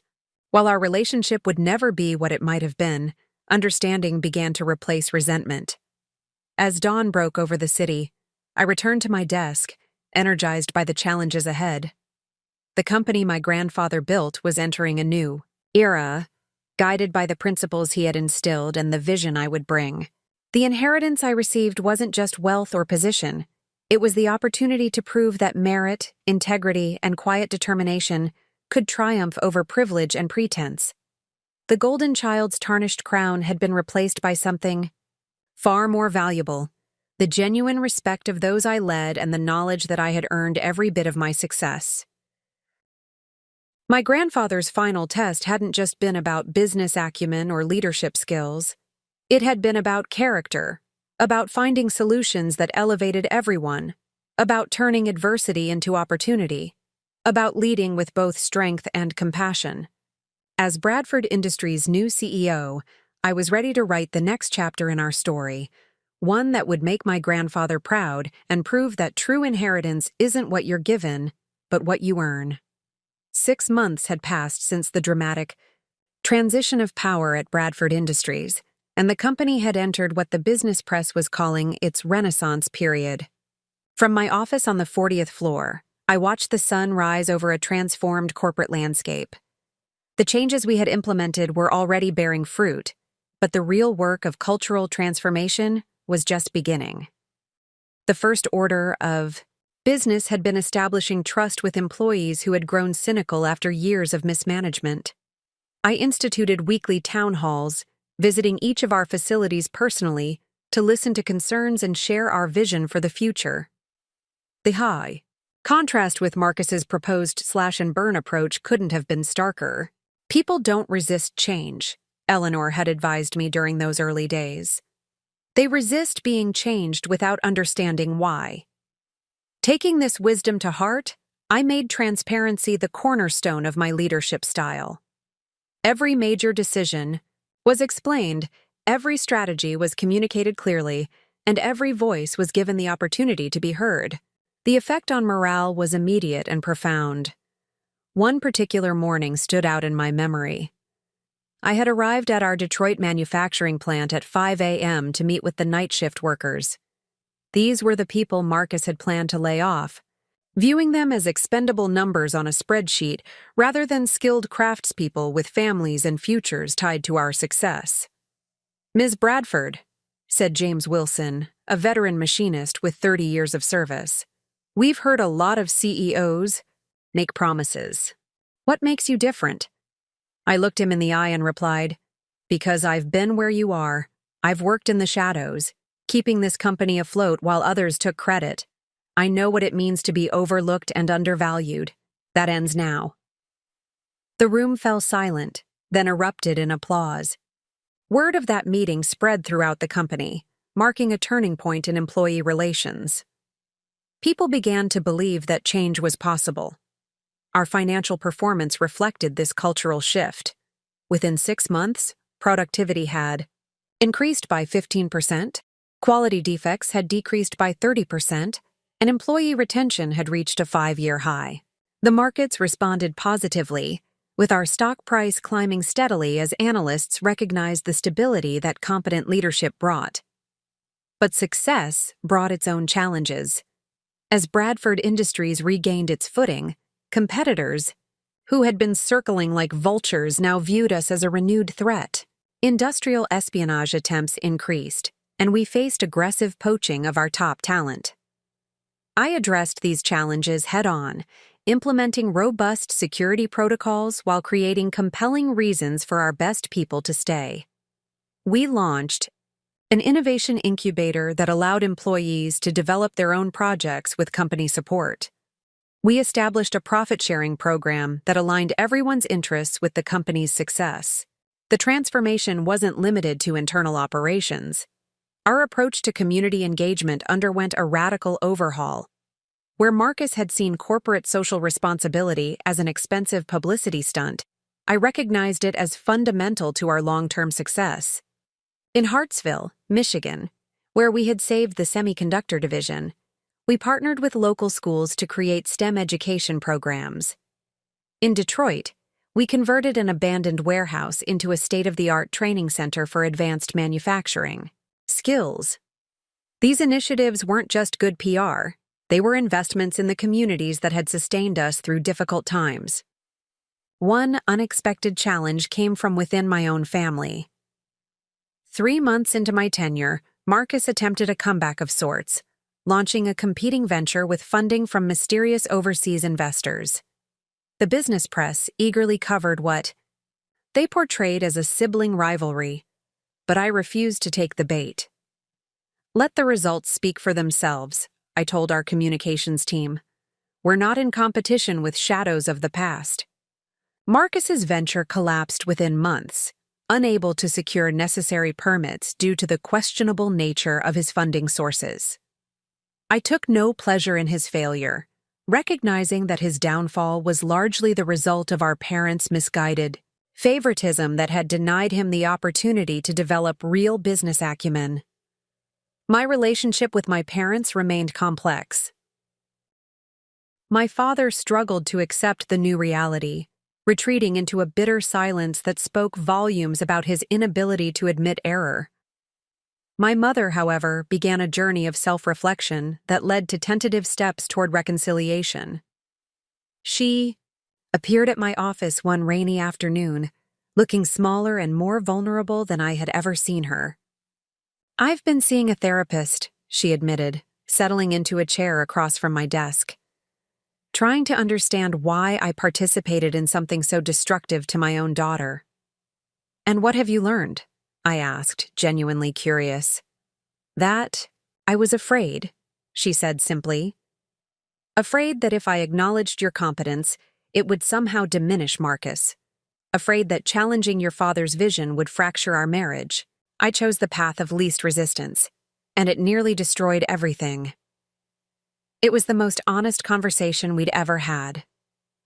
While our relationship would never be what it might have been, her acknowledgement opened the door to a new understanding. She began volunteering with our community initiatives, finding purpose in giving back rather than maintaining social status. The Shadow Board, having fulfilled its primary purpose, evolved into an advisory council. These seasoned executives who had protected the company in secret now served openly, providing wisdom and perspective as we charted our course forward. Eleanor Whitmore officially came out of retirement to serve as chairman of the board, bringing her decades of experience to bear on strategic decisions. Our transformation caught the attention of business schools, with Harvard and Wharton developing case studies on our governance crisis and successful transition. I found myself speaking at conferences, sharing lessons learned about authentic leadership and the importance of merit-based succession planning. One speaking engagement stood out particularly. The International Women's Leadership Summit invited me to deliver the keynote address. Standing before an audience of accomplished women from around the world, I shared not just the story of corporate transformation, but the personal journey of finding my voice and claiming my worth. For years, I believed that working harder would eventually earn recognition, I told them. I thought that if I just saved one more division, solved one more crisis, the people who mattered would finally see my value. But I learned that sometimes you have to stop waiting for permission to lead and simply step into the role you've already been filling. The response was overwhelming. Women approached me afterward with their own stories of being overlooked, undervalued, and forced to prove themselves repeatedly in ways their male counterparts never had to. These conversations reinforced my commitment to creating more equitable pathways to leadership within Bradford Industries. We established a comprehensive mentorship program, pairing high-potential employees with senior executives. We implemented blind resume screening for promotions to eliminate unconscious bias. We created leadership development tracks that identified and nurtured talent regardless of background or connections. The results spoke for themselves. Within a year, the diversity of our leadership team had improved dramatically, and with it came fresh perspectives that drove innovation. Our product development cycle accelerated, and we began capturing market share in segments we had previously neglected. One of our most successful initiatives was the Bradford Innovation Challenge, an annual competition where employees at all levels could propose new products or process improvements. The winning ideas received funding and resources for development, with the innovators sharing in any resulting profits. The first winner was Maria Hernandez from our semiconductor division, whose proposal for biodegradable circuit boards addressed growing environmental concerns in electronics manufacturing.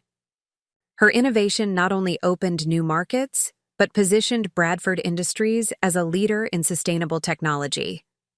As the company flourished, I remained mindful of the principles that had guided my grandfather. In his personal papers, I found a document titled The Bradford Way, outlining the values he believed essential for long-term success: integrity, innovation, inclusion, and impact. These became the pillars of our corporate culture, displayed prominently in every facility and embedded in every decision-making process. The true test of our transformation came during an economic downturn in my second year as CEO. While competitors rushed to cut costs through layoffs, we took a different approach. Drawing on the financial reserves I had quietly built during my years of shadow leadership, we maintained employment levels while investing in research and development. This is when loyalty is earned, I explained to skeptical analysts. Our people stood by us through the crisis of leadership. We'll stand by them through economic challenges. The strategy paid off. When the economy recovered, Bradford Industries emerged stronger than ever, with a motivated workforce and a pipeline of innovations ready for market. Our competitors, having lost key talent during their cost-cutting measures, struggled to regain momentum. By the end of my second year, Bradford Industries had not only recovered from the turmoil of succession, but had set new records for profitability and market capitalization. More importantly, we had established ourselves as a model for responsible corporate citizenship and inclusive leadership. The culmination of this period came at our annual shareholders' meeting. As I presented our results and vision for the future, I noticed my parents sitting in the back row. My father's expression remained unreadable, but my mother was beaming with pride. During the question and answer session, a longtime shareholder stood up. Ms. Bradford, 2 years ago, many of us doubted whether someone who had worked behind the scenes could effectively lead from the front. You've proven us wrong in spectacular fashion. What's the secret to your success? I paused, thinking of the journey that had brought me to this moment. There's no secret, I replied. Just the understanding that true leadership isn't about being in the spotlight. It's about illuminating the path for others.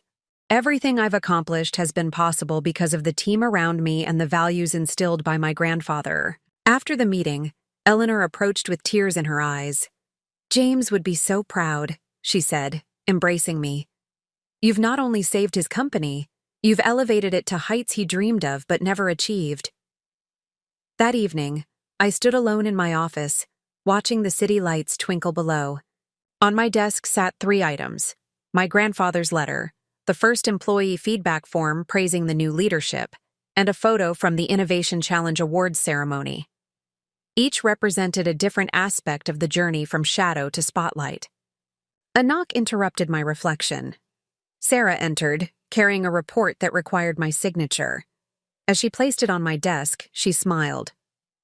When your grandfather recruited me all those years ago, he said something I'll never forget. He said, "Watch Rebecca carefully. She doesn't know it yet, but she's going to change everything." I signed the report, thinking about the weight of expectations and the liberation of exceeding them. The inheritance I had received wasn't just a company or wealth. It was the opportunity to prove that quiet competence could triumph over loud mediocrity, that merit could overcome privilege, and that true leadership emerged not from entitlement but from earned respect.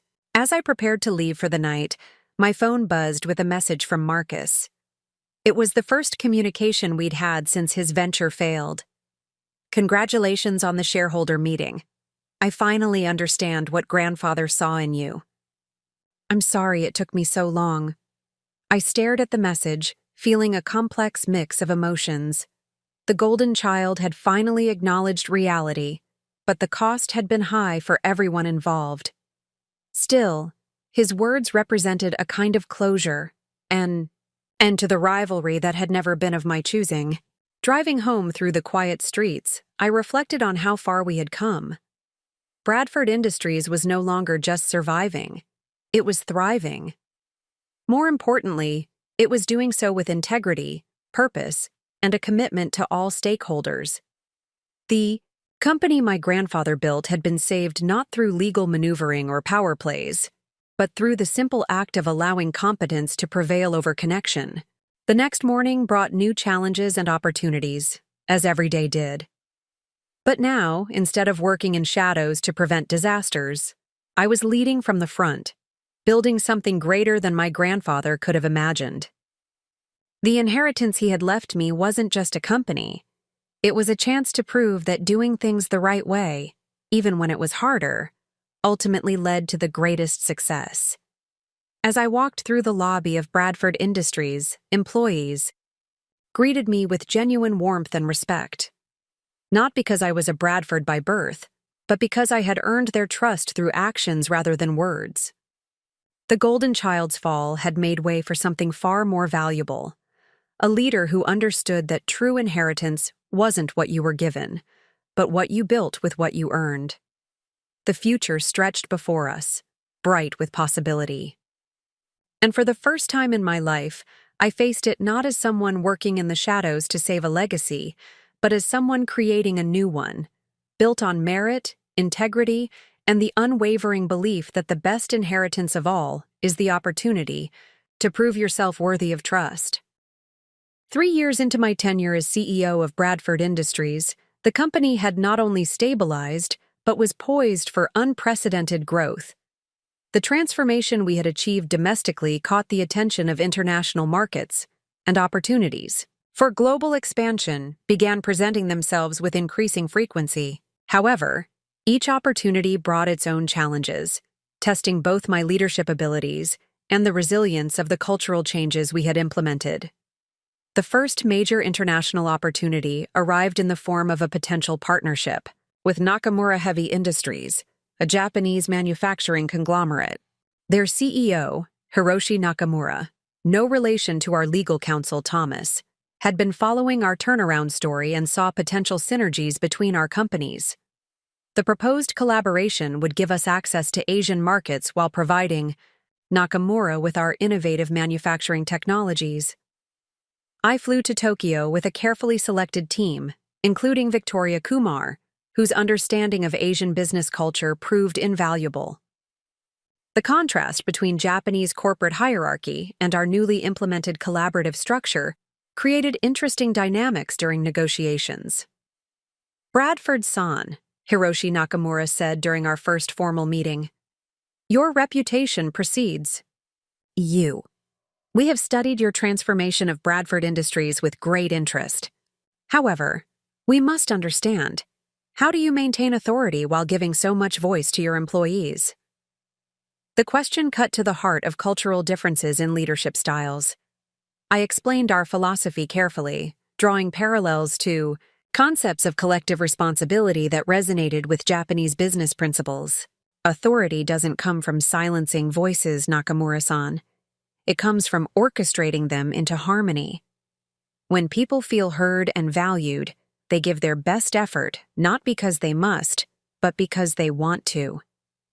The negotiations stretched over several months, during which I learned valuable lessons about international business.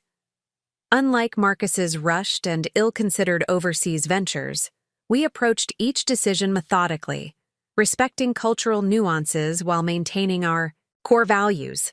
Back home, the Shadow Board, now functioning as our Strategic Advisory Council, monitored these developments closely. Eleanor Whitmore, despite her advancing years, remained sharp as ever, offering crucial insights from her decades of experience.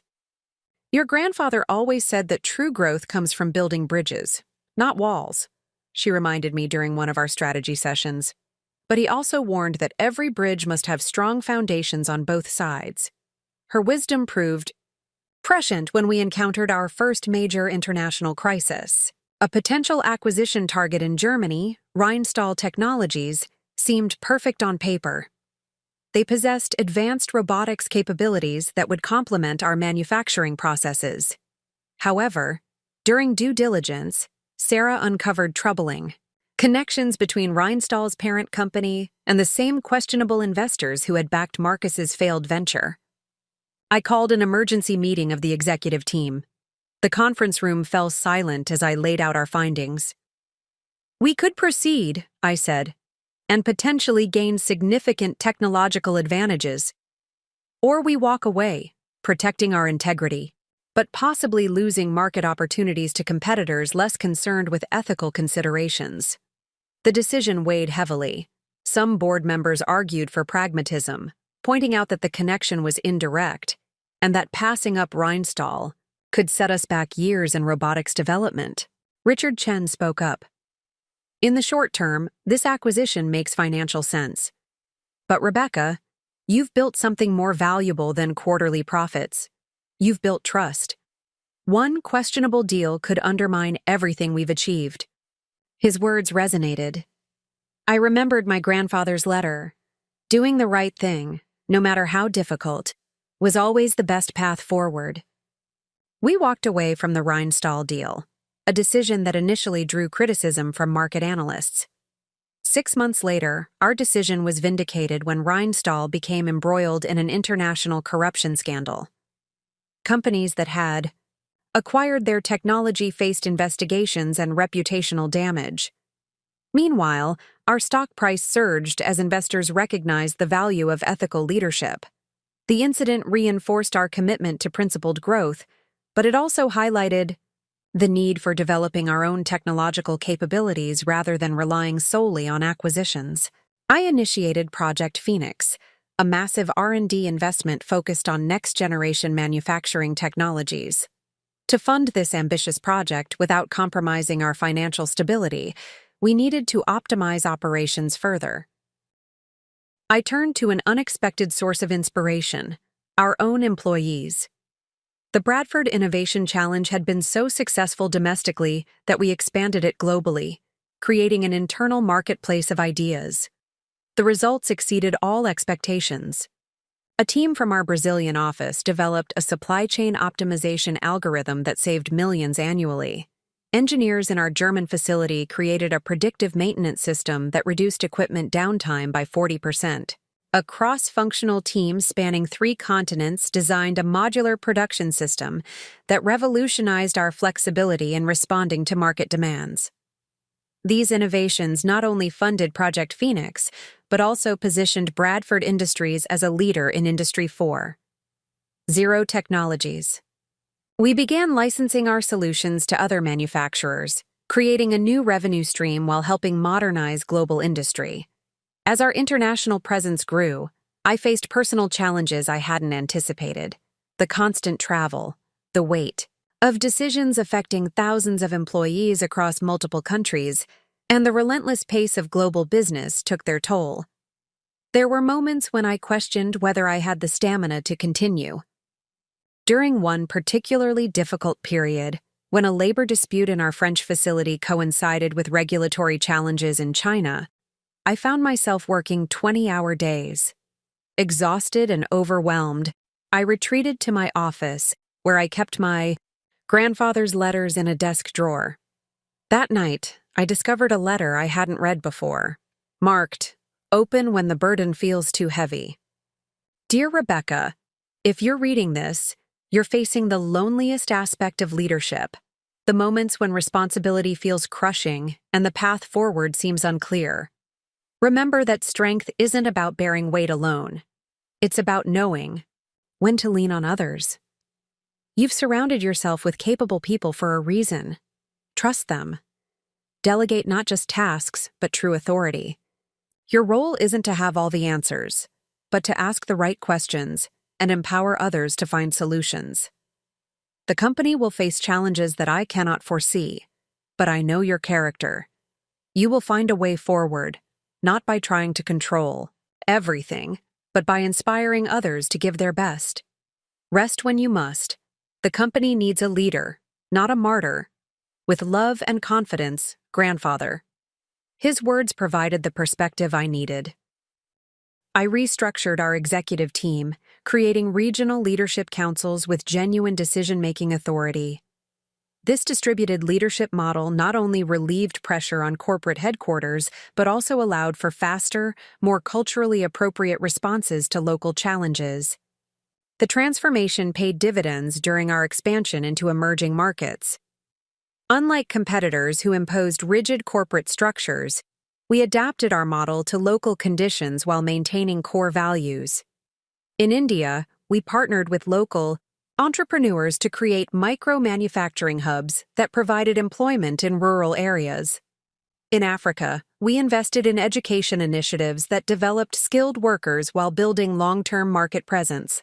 Our approach caught the attention of the United Nations Global Compact, which recognized Bradford Industries as a model for responsible international business expansion.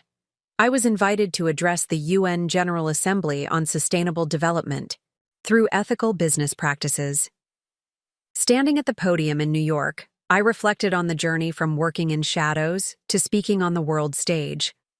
My message was simple but powerful. Business success and social responsibility weren't mutually exclusive, they were mutually reinforcing.